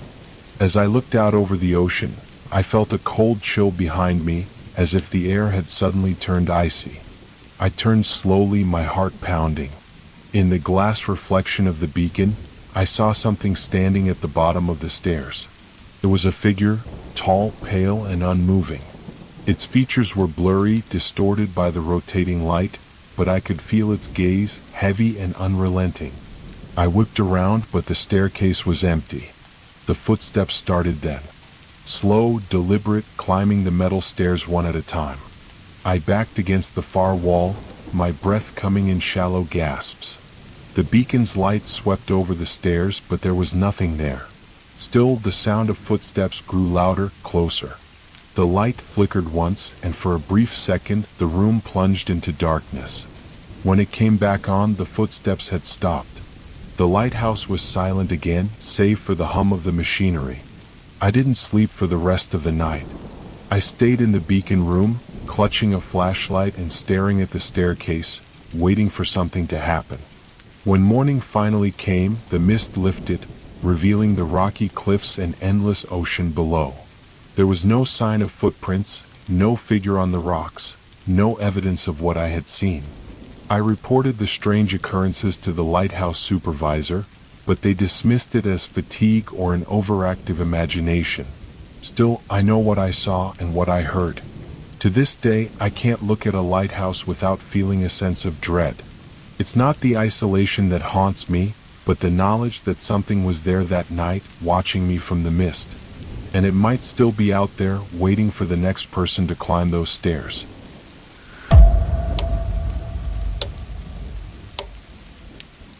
I had been looking forward to a weekend away from the city, a chance to escape the stress of my job and clear my head. So, when my coworker offered me their family's lakeside cabin for a few days, I jumped at the opportunity. The cabin was located in a remote area, miles away from the nearest town, surrounded by thick woods and overlooking a serene, dark lake. It was the perfect spot for some peace and quiet. I arrived late on a Friday evening. The drive through winding forest roads was peaceful but unnerving, with only my headlights cutting through the encroaching darkness. By the time I reached the cabin, the sun had set, leaving only a faint glow over the lake. The cabin itself was quaint but sturdy, with a small dock that extended into the water. A mist was rising off the lake, giving everything an ethereal, ghostly appearance. As I unpacked, the wind picked up, howling through the trees and rattling the windows. The cabin creaked, settling into the cold night air. I tried to relax with a cup of coffee, enjoying the solitude, but the oppressive silence was unsettling. There were no city sounds, no distant hum of traffic, just the wind and the occasional rustle of branches outside. After settling in, I decided to take a quick walk down to the lake before it got too dark. The air was cold and crisp, the ground soft and damp beneath my feet. As I approached the dock, I noticed something odd. A small rowboat was tied there, bobbing gently in the water. It seemed out of place since my coworker had told me the cabin hadn't been used in months. I shrugged it off, assuming it was just left by a previous guest. But as I turned to head back to the cabin, I heard a faint splashing sound coming from the water. I turned around, shining my flashlight toward the lake, but saw nothing. Just the gentle ripples against the shore. The air was heavy with the scent of wet earth and decaying leaves. I hurried back inside, locking the door behind me. That night I tried to sleep, but something kept me on edge. The wind outside had died down, leaving an eerie stillness that felt unnatural. Every creak of the cabin sent chills down my spine. Just as I was starting to drift off, I was jolted awake by a sound, a soft, rhythmic knocking coming from the front door. I lay there, frozen, listening. The knocking continued, steady and patient, almost as if someone knew I was inside but was in no rush to be let in. I checked my phone, but there was no signal. I waited, hoping it would stop, but the knocking persisted. Finally, I gathered my courage and peeked through the window next to the door, but there was no one there. The knocking stopped as suddenly as it had begun, leaving me in silence once again. I tried to convince myself it was just the wind or a loose branch, but deep down I knew that wasn't the case. I turned on every light in the cabin and stayed up for the rest of the night, my nerves on edge. The next morning, the lake was shrouded in a thick fog, the water still and dark. I decided to take a walk around the property to clear my head and shake off the unease from the night before. As I explored the edge of the lake, I noticed footprints in the mud, large, deep prints that led from the dock to the forest and then abruptly disappeared. I followed them as far as I could, but they simply ended as if whoever made them had vanished into thin air. The hairs on the back of my neck stood up, and I couldn't shake the feeling that I was being watched. I turned to head back to the cabin, but the mist seemed thicker now, muffling the sounds around me. Back inside, I tried to distract myself with a book, but my mind kept drifting back to the footprints and the knocking. That night, as the fog rolled in again, I locked all the doors and windows, determined to get some rest. But around midnight, I was awoken by a new sound. This time it was coming from the back of the cabin near the kitchen door. It was a slow, dragging noise, like something heavy being pulled across the wooden deck. I held my breath, straining to hear as it grew closer.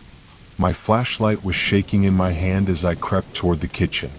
The dragging stopped just outside the door, followed by the faintest creak as if someone was testing the handle. Panicking, I grabbed a kitchen knife and waited, listening as the door handle rattled softly. But whoever, or whatever, was out there never tried to force its way in. The door remained closed, and after a few agonizing minutes, the noises stopped. I peered through the window, but the fog was too thick to see anything beyond a few feet.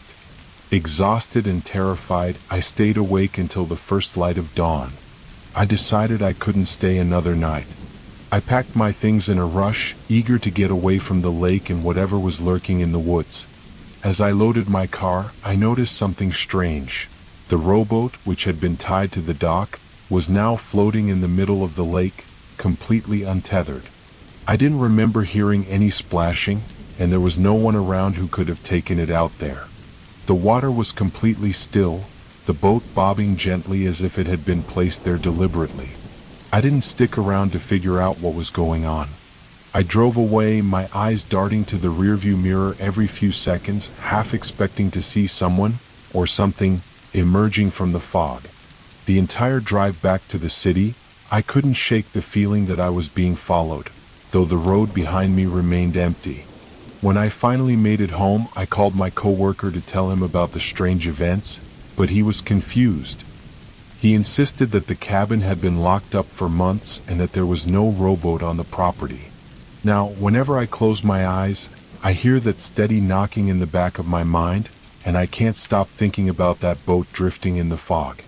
And sometimes, late at night, I dream of that dark lake, the water rippling as something unseen moves beneath the surface, always watching, always waiting.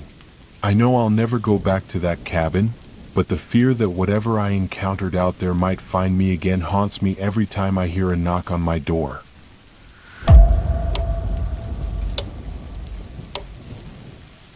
I had been driving for hours on a road trip to visit family, trying to make it as far as possible before stopping for the night. It was nearly 2 a.m. and exhaustion was setting in. The rain had started pouring down hard, making visibility nearly zero, so I decided to pull over at the next available place to rest. That's when I saw the flickering neon sign in the distance. Motel Oasis vacancy. The motel was tucked away, a few miles off the main highway, surrounded by thick woods on all sides. As I pulled into the gravel lot, the sound of my tires crunching was drowned out by the relentless rain. The place looked like it hadn't been updated in decades. Faded paint, overgrown weeds, and only a handful of rooms. The dim glow of the neon sign reflected off the puddles, casting an eerie reddish light. I was too tired to be picky. I just needed a few hours of sleep. The small office was dark, but a single bell sat on the counter. I rang it, and after a few moments, a man emerged from the back room. He was middle-aged, with unkempt hair and tired eyes, as if he hadn't slept in days. He checked me in quickly, handing me a rusty old key attached to a worn-out leather tag labeled Room 7. As I made my way to my room, the rain intensified, pounding against the metal roof like a drum. The hallway leading to my room was poorly lit, the light bulbs flickering sporadically. I unlocked the door to Room 7 and stepped inside. The room smelled faintly of mildew, with old furniture that looked like it had been there for decades. I was too exhausted to care. I locked the door behind me, closed the blinds, and collapsed onto the creaky bed. I was just drifting off to sleep when I heard it, a soft tapping sound like someone gently knocking on the door. I ignored it, figuring it was just the wind or the rain playing tricks on me. But the tapping continued, slow and deliberate. Reluctantly, I got up, checked the peephole, but saw nothing but darkness outside. I waited, my heart pounding, but the tapping stopped. I told myself it was just the old building settling in the storm. I turned off the lights and lay back down, trying to ignore the unease gnawing at me. Just as I was about to fall asleep, I heard it again. This time, the sound was coming from the window. I froze. The blinds were drawn, but I could see a faint shadow moving on the other side. My mind raced. I was miles away from civilization with no cell signal, in a remote, run-down motel. The thought of someone standing outside my window in the middle of the night sent chills down my spine. I tried to convince myself it was just a branch scraping against the glass, but the tapping was too rhythmic, too intentional. Gathering my courage, I slowly approached the window, careful not to make a sound. I peeked through a gap in the blinds, expecting to see nothing but rain and darkness. Instead, I saw the outline of a figure standing just inches away from the glass.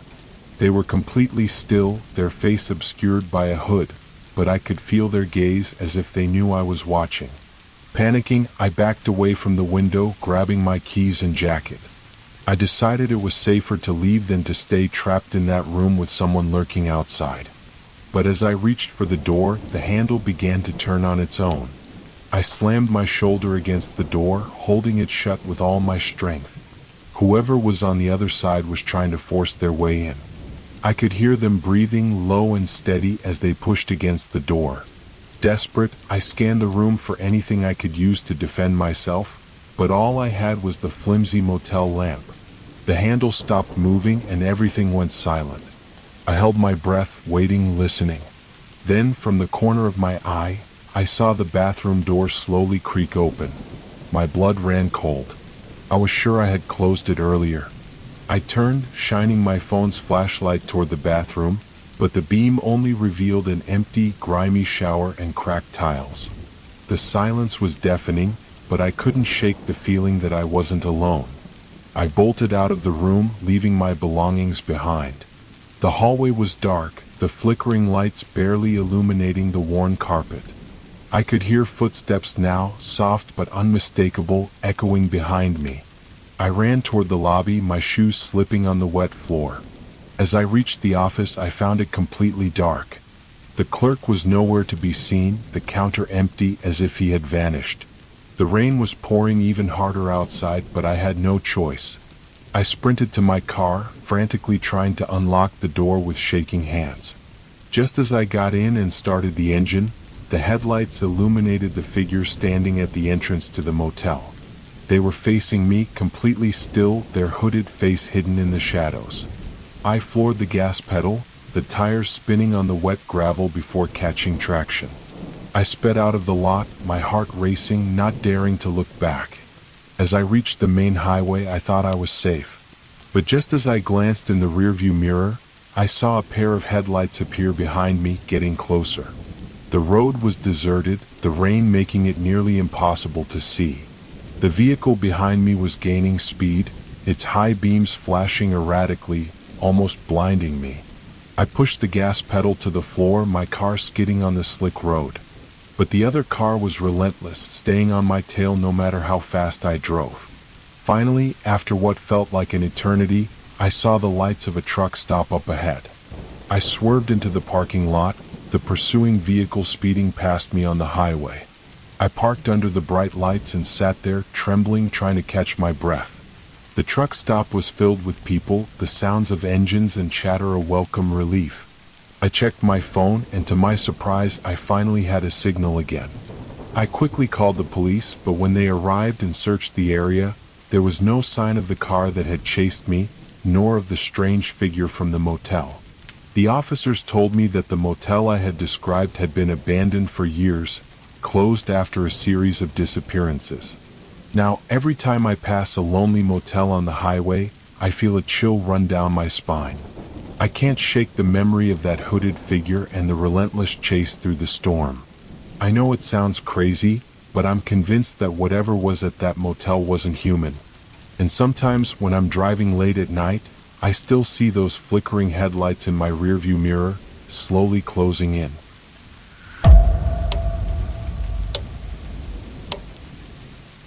Last summer, I rented a small cabin deep in the woods. I was working on a novel and needed peace and quiet to focus. The cabin was perfect, isolated, surrounded by towering trees and completely off the grid. For the first few days, I relished the solitude, enjoying the gentle rustle of leaves and the distant calls of birds. But by the fourth night, that peace was shattered. It started with small things. While walking the trail behind the cabin, I noticed faint footprints in the dirt. They were too large to be mine and too fresh to be old. At first, I assumed they belonged to a hiker passing through, even though the cabin was miles from any marked trail. Shrugging it off, I continued my walk but couldn't shake the feeling that I was being watched.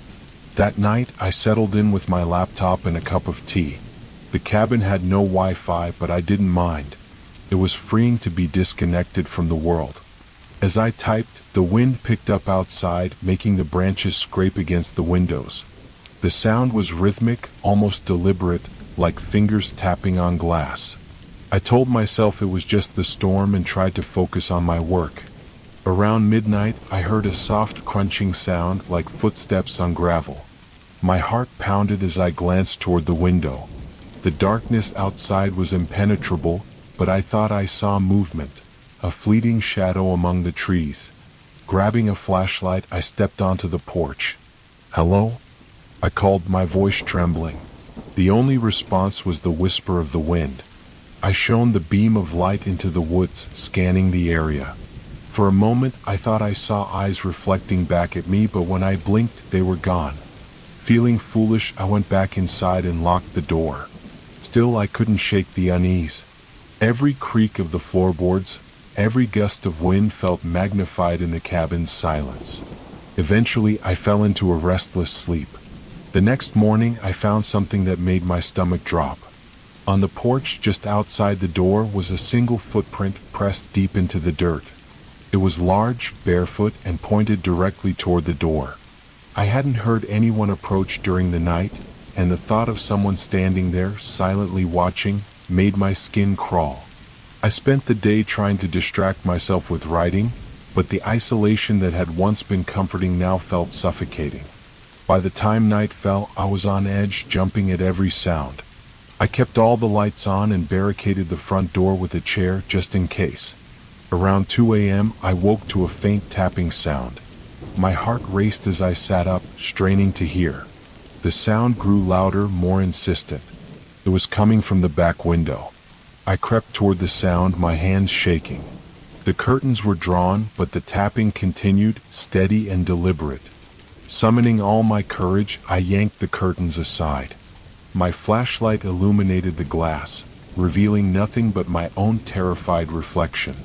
The tapping stopped, replaced by silence. Then, just as I was about to turn away, a face appeared in the window. It was pale and expressionless, with wide, unblinking eyes staring straight at me. I screamed and stumbled backward, my flashlight clattering to the floor. When I looked back, the face was gone. I didn't sleep the rest of the night. Clutching a kitchen knife, I sat in the corner of the room, waiting for the first light of dawn. The moment the sun rose, I packed my things and left, abandoning the cabin and my work. When I returned home, I called the rental agency to report what had happened. The agent seemed unsurprised. "That cabin's pretty remote," he said vaguely. "Probably just a local messing around." But something about his tone made me think he wasn't telling me everything. When I pressed him, he hesitated before admitting, "You're not the first to complain about strange activity there." I never got the full story and I didn't want to. Whatever, or whoever, was out there in the woods, I wasn't going back to find out. Even now, when I see trees swaying in the wind, I can't help but feel those unblinking eyes watching me from the shadows.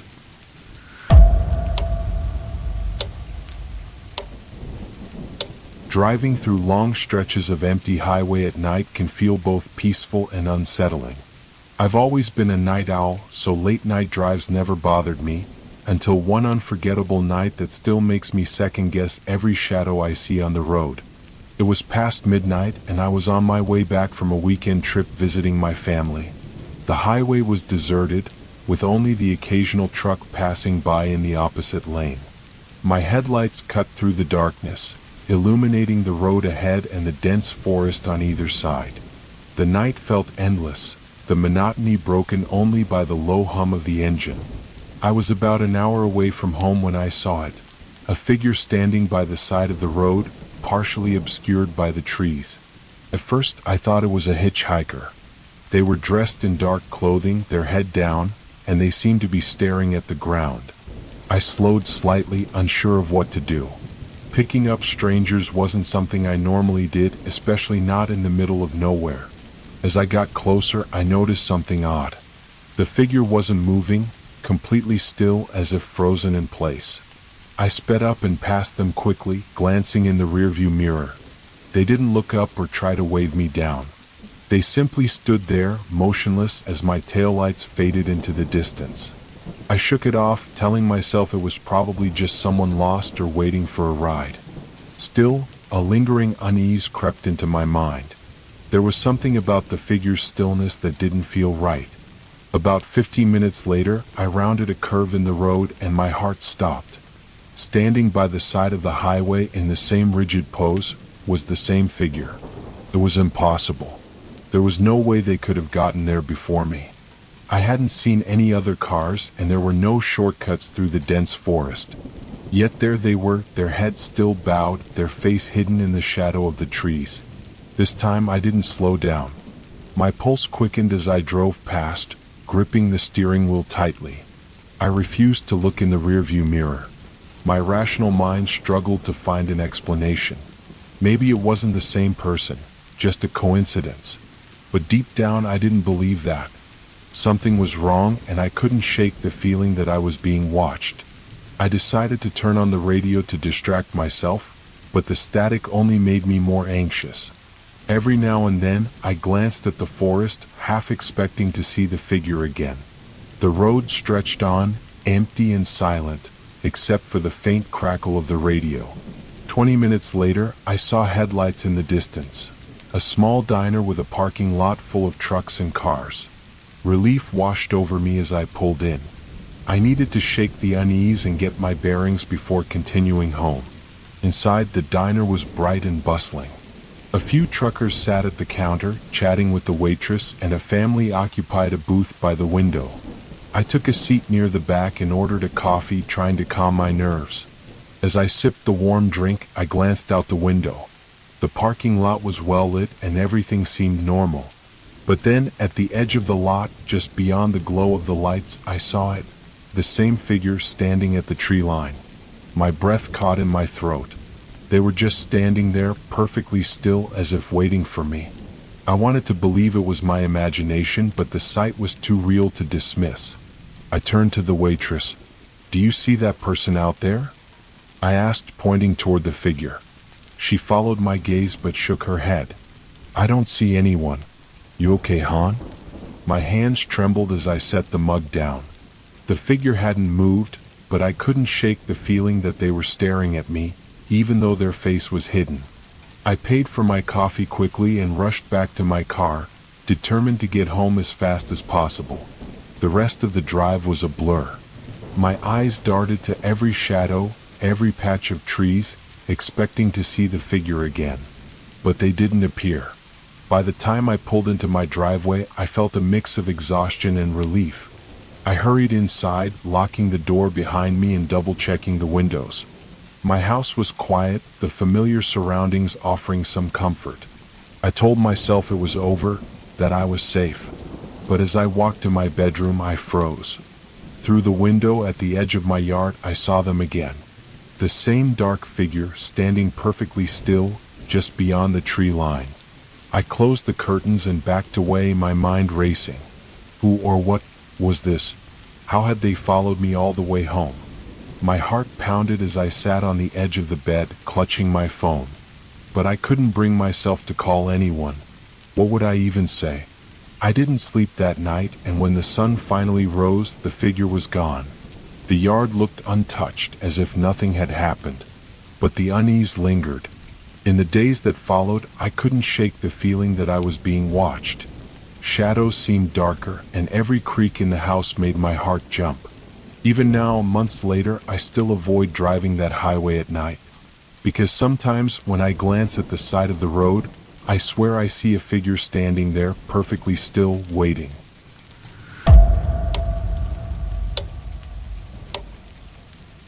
Running a small bed and breakfast in a quiet coastal town had always been a dream of mine.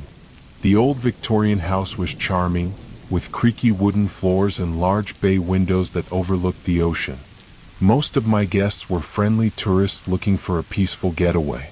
But one guest made me question if the house, and my life, would ever be the same. It was a cold November evening when he arrived. I remember the exact moment because the bell above the front door jingled louder than usual, startling me as I sat at the reception desk. A tall man with a worn suitcase stepped inside. He looked to be in his late 50s, with a tired expression and a trench coat that dripped from the light rain outside. "Evening," he said, his voice low and gravelly. "You got a room for the night?" I nodded and checked my reservations. "You're lucky. I've got just one room left." He handed over cash, insisting he didn't need a receipt. I found it odd but didn't press the matter. After showing him to his room on the second floor, I gave him the usual rundown. Breakfast was at 8, checkout by 11. He barely acknowledged me before shutting the door. That night, I couldn't shake a strange feeling. Something about the man seemed off. Maybe it was the way his eyes darted around the house as if memorizing every detail, or the way he spoke so little, almost avoiding conversation. At around midnight, I heard faint creaking above me. It wasn't unusual. The house was old, and guests sometimes moved around at night. But the sound persisted, a slow, deliberate pacing back and forth. Curious, I climbed the stairs and stood outside his door. The creaking stopped. "Is everything all right, sir?" I called softly. There was no response. I knocked lightly, but the room was silent. Deciding not to disturb him further, I returned downstairs, convincing myself it was just my imagination. The next morning, the man didn't come down for breakfast. Again, not unusual. Some guests preferred to sleep in or leave early. But when checkout time came and went, I began to worry. I went upstairs and knocked on his door. No answer. "Sir?" "Checkout was at 11, I called. Still nothing. Grabbing my spare key, I unlocked the door and stepped inside. The room was empty. The bed was made, the suitcase gone, and the window was slightly open, letting in the cold ocean breeze. I checked the bathroom, the closet, everywhere. It was as if he'd never been there. I hurried downstairs to check the front door's security camera footage. But to my shock, there was no record of him ever leaving. Unease settled over me as I cleaned the room. Everything was in its place except for one odd detail. The mirror above the dresser had a long crack running through it, like someone had punched it. I hadn't noticed it the night before, and none of my other guests had mentioned any damage. I called the local police, explaining that a guest had disappeared under strange circumstances. An officer came by, a friendly man in his 40s named Officer Davis. He listened patiently as I described the man and what had happened. "There's no law against leaving without notice," he said with a shrug. "Could have climbed out the window, though it's strange he didn't take the stairs or sign out." Something about his casual response frustrated me, but he promised to keep an eye out for anyone matching the man's description. Over the next few days, strange things started happening. The pacing sound returned, but this time it wasn't confined to the second floor. It echoed throughout the house, even when no one was staying upstairs. Lights flickered randomly, and guests began complaining about cold drafts, even in rooms where the windows were firmly shut. One evening, as I was locking up, I felt a chill run down my spine. Turning, I saw a shadow move across the hallway, disappearing into the dining room. I froze, clutching the keys in my hand before summoning the courage to follow. The dining room was empty, but the air felt heavy, oppressive. On the table lay something that hadn't been there before, a room key with the number 3 etched into it. Room 3 was the one the man had stayed in. That night, I dreamed of the man. He stood by the window in room 3, staring out at the ocean, his face pale and expressionless. When I approached him in the dream, he turned slowly, and I saw that his eyes were hollow, dark voids that seemed to pull me in. I woke up gasping, drenched in sweat. The pacing sound echoed through the house again, louder this time, accompanied by the faint sound of the front doorbell jingling. Grabbing a flashlight, I ventured into the hallway. The house was dark, the only light coming from the faint glow of the moon outside. The bell jingled again even though the door didn't move. I climbed the stairs to room 3, heart pounding. The door was slightly ajar. Pushing it open, I shone the flashlight inside. The room was empty just as I'd left it, but the mirror had cracked further, splintering into a web-like pattern. Suddenly, the window slammed shut with a deafening crash. I spun around, and for a split second I saw him. The man, standing in the corner of the room, his hollow eyes fixed on me. And then he was gone. The next day, I called a local historian, desperate for answers. What he told me made my blood run cold. Decades ago, a man matching my guest's description had stayed at the house when it was still a private residence. He checked in late one rainy evening, just like mine, and was found dead in his room the next morning. Cause of death: a fall from the very same window I'd found open. I don't know why he came back that night, or what he wanted from me. All I know is that the pacing hasn't stopped, and room 3 remains locked to this day. Guests don't stay there anymore, but sometimes late at night I hear the window creak open, followed by the soft jingle of the front doorbell.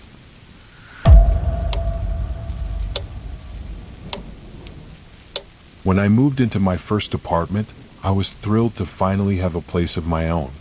It was a cozy one-bedroom unit on the 3rd floor of an old building. The rent was cheap, and the landlord had assured me that the place was quiet, with respectful tenants. For the first couple of weeks, everything was perfect. The neighbors kept to themselves, and I finally felt independent. But then I started hearing the voice. It began as a faint murmur late at night, just as I was drifting off to sleep.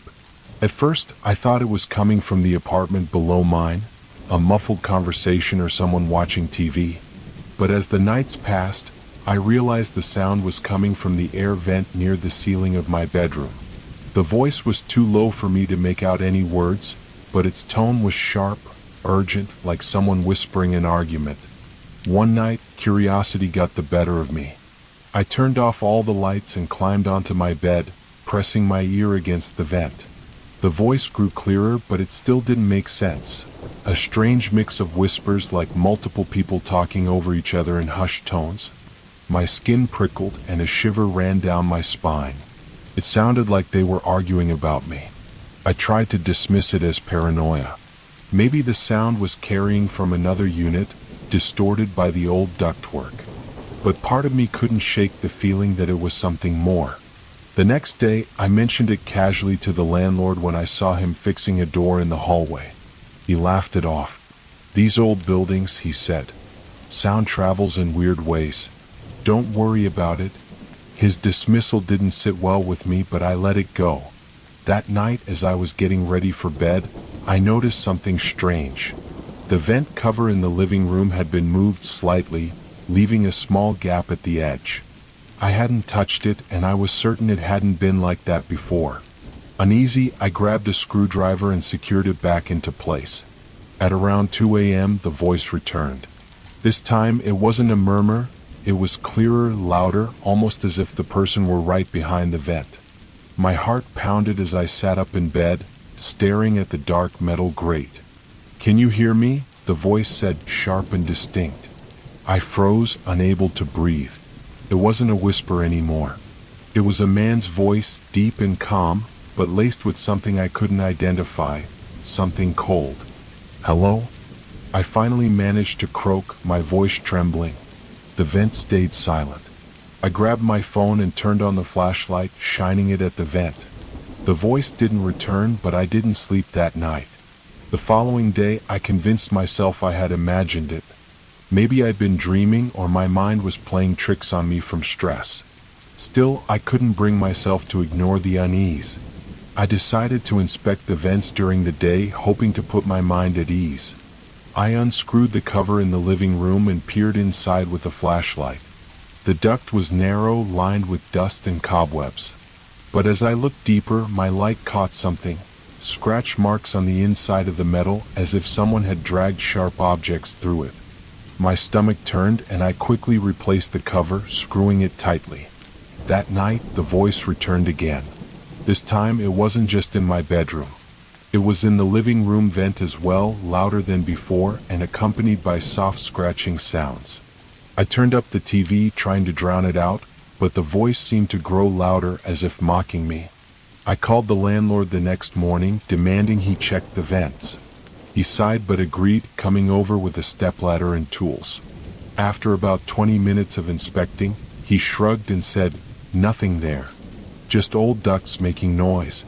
I wanted to believe him, but his demeanor made me doubt he was telling the truth. That night, I locked my bedroom door and slept with earplugs in. At around 3 a.m., I woke to the sound of a metallic clang. My heart sank as I realized it was coming from the living room. The voice was back, louder than ever, but now it was accompanied by movement. It sounded like something, or someone, was crawling through the ducts. I grabbed my phone and quietly called 911, whispering my situation to the operator. They assured me officers were on their way. I stayed in my room, clutching a heavy lamp as a weapon, listening to the noise grow closer. When the police arrived, they searched the apartment thoroughly, including the vents. What they found made my blood run cold.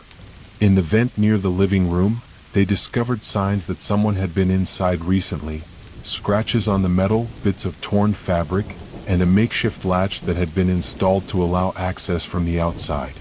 The officers speculated that someone had been using the vent system to move between apartments, likely for burglary or worse. They promised to investigate further and advised me to stay elsewhere for a few days. I packed a bag and left that night, staying with a friend while the police continued their investigation. A few days later, the landlord called me with an update. The vent system led to an abandoned crawl space in the basement, where they found a mattress, empty food wrappers, and tools. Whoever had been there was long gone. I moved out of the apartment shortly after. The idea that someone had been crawling through the vents, watching me, listening to me, still haunts me. Even now, in my new home, I can't help but glance nervously at the air vents, half expecting to hear that voice again.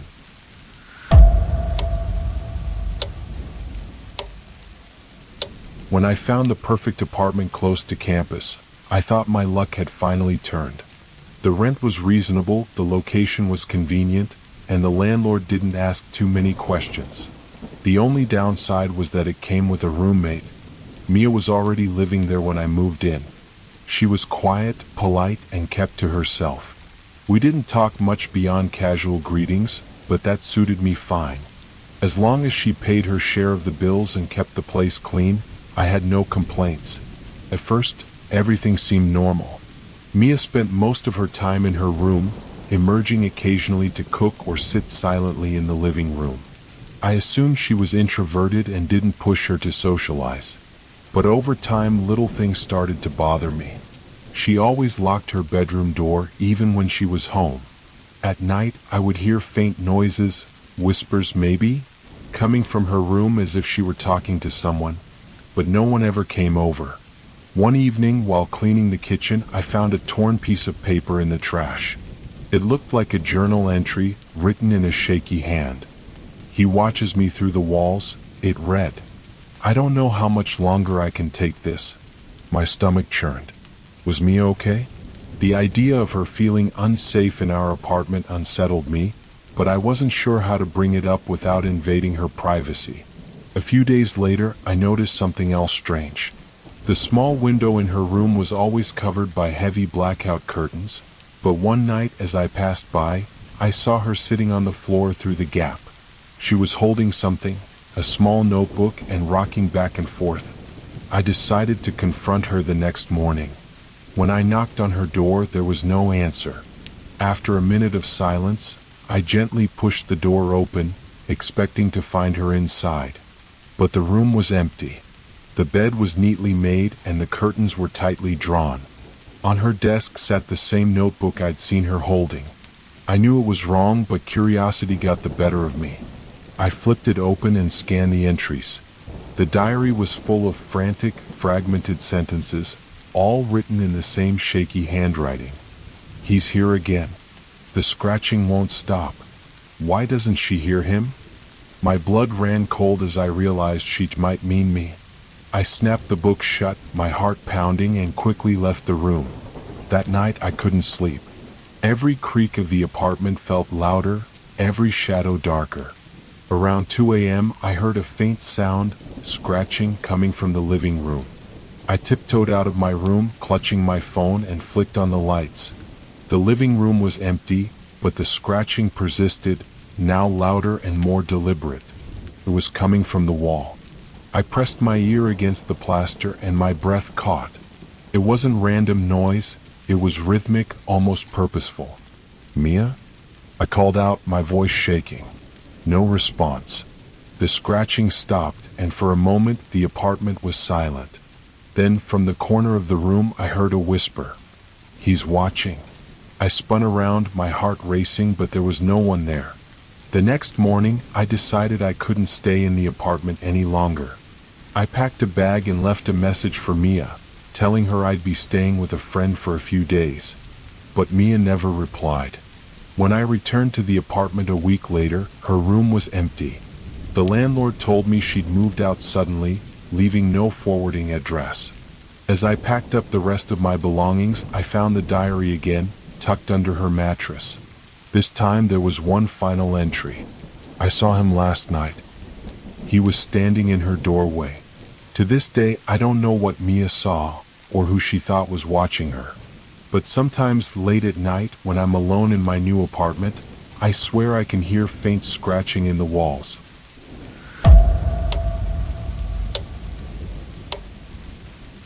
When my friend Rachel offered me her family's vacation home for a week, I jumped at the chance.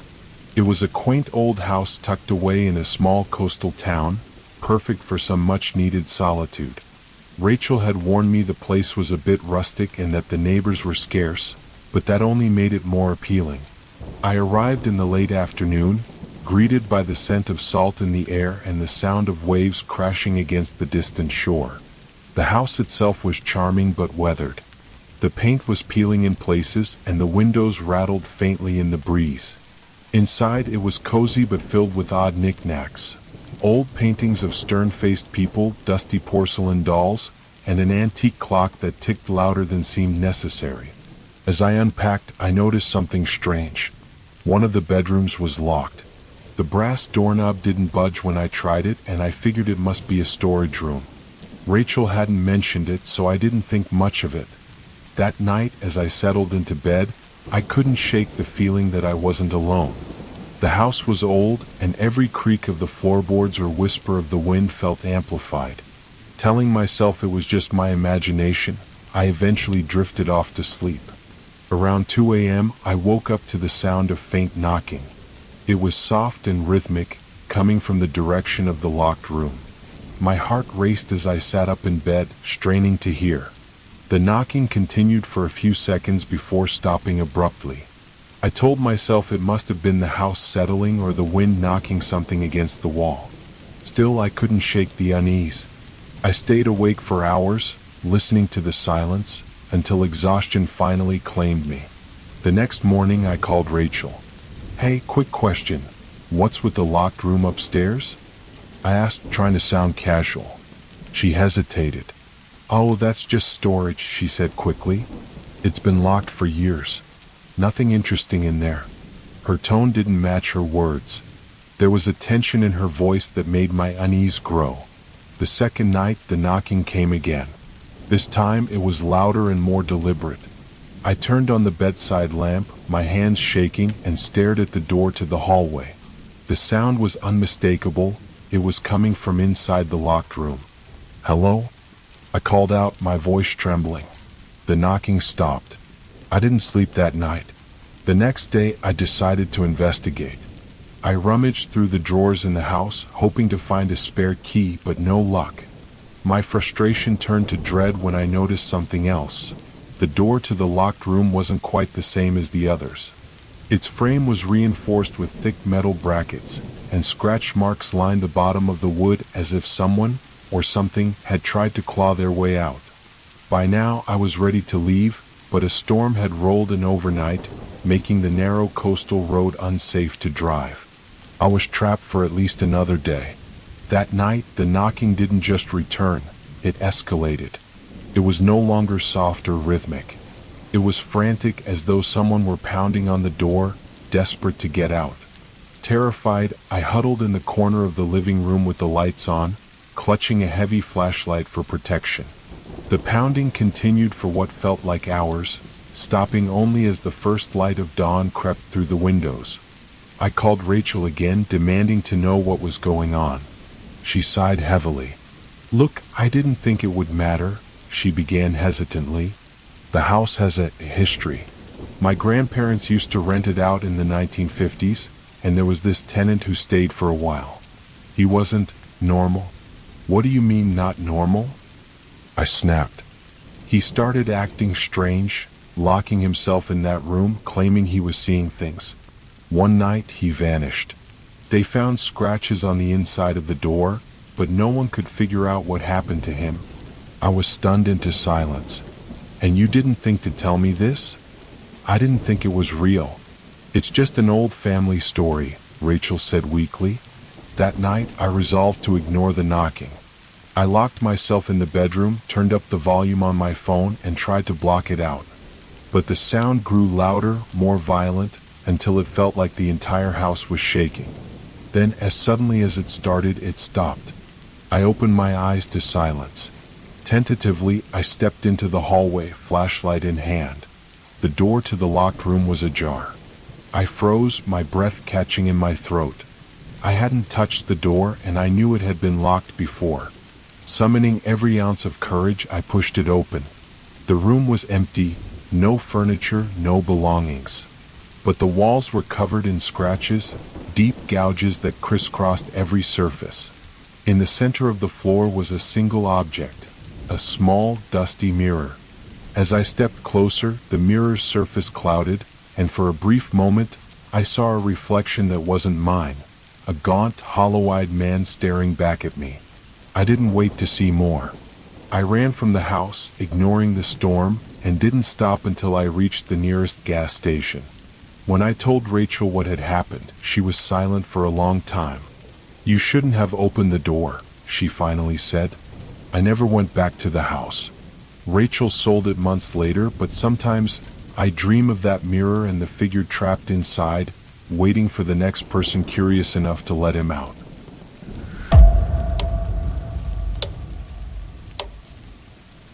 Working the late shift at a small convenience store had its moments of quiet monotony, but it also had its share of odd encounters.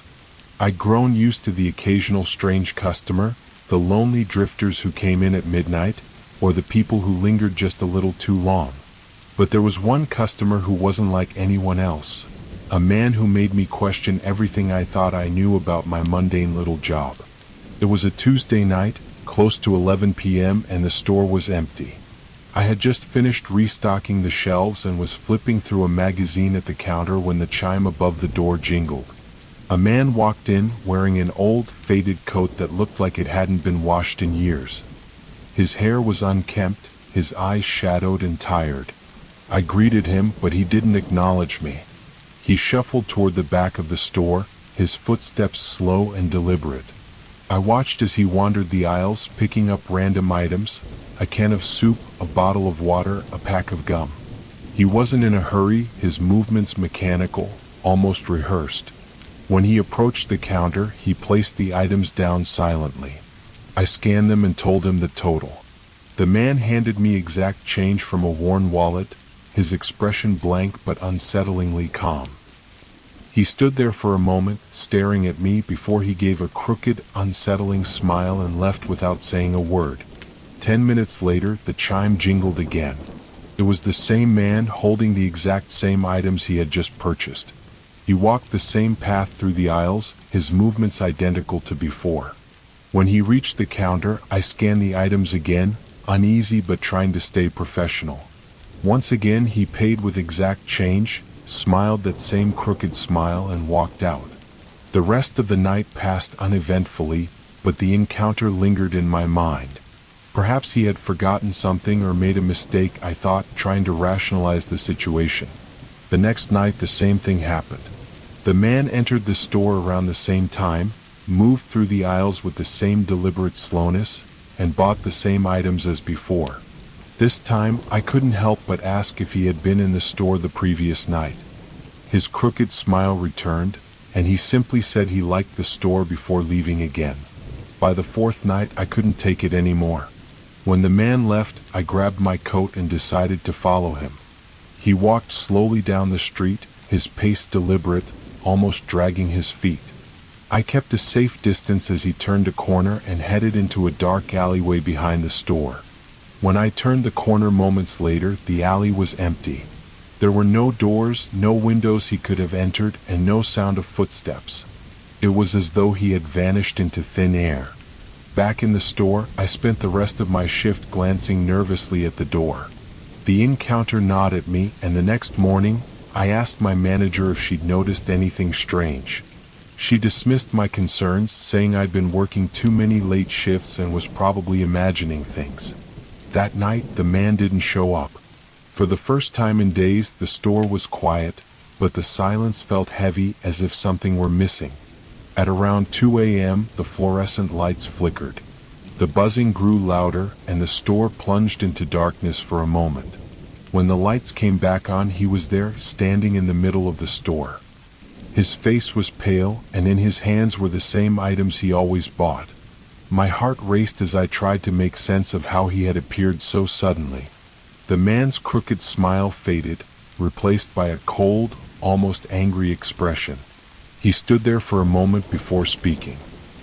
His voice was low and raspy as he warned me not to follow him again. The message was clear. My curiosity had crossed a line. The lights flickered once more, and when they steadied, he was gone. The next morning, I told my manager I couldn't work the night shift anymore. She agreed without much argument, though her skeptical expression made it clear she thought I was being irrational. I don't know who or what that man was. I still think about him sometimes, especially when I hear the chime above the door. Every time, I brace myself, half expecting to see him standing there with that crooked smile, his silent warning still ringing in my ears.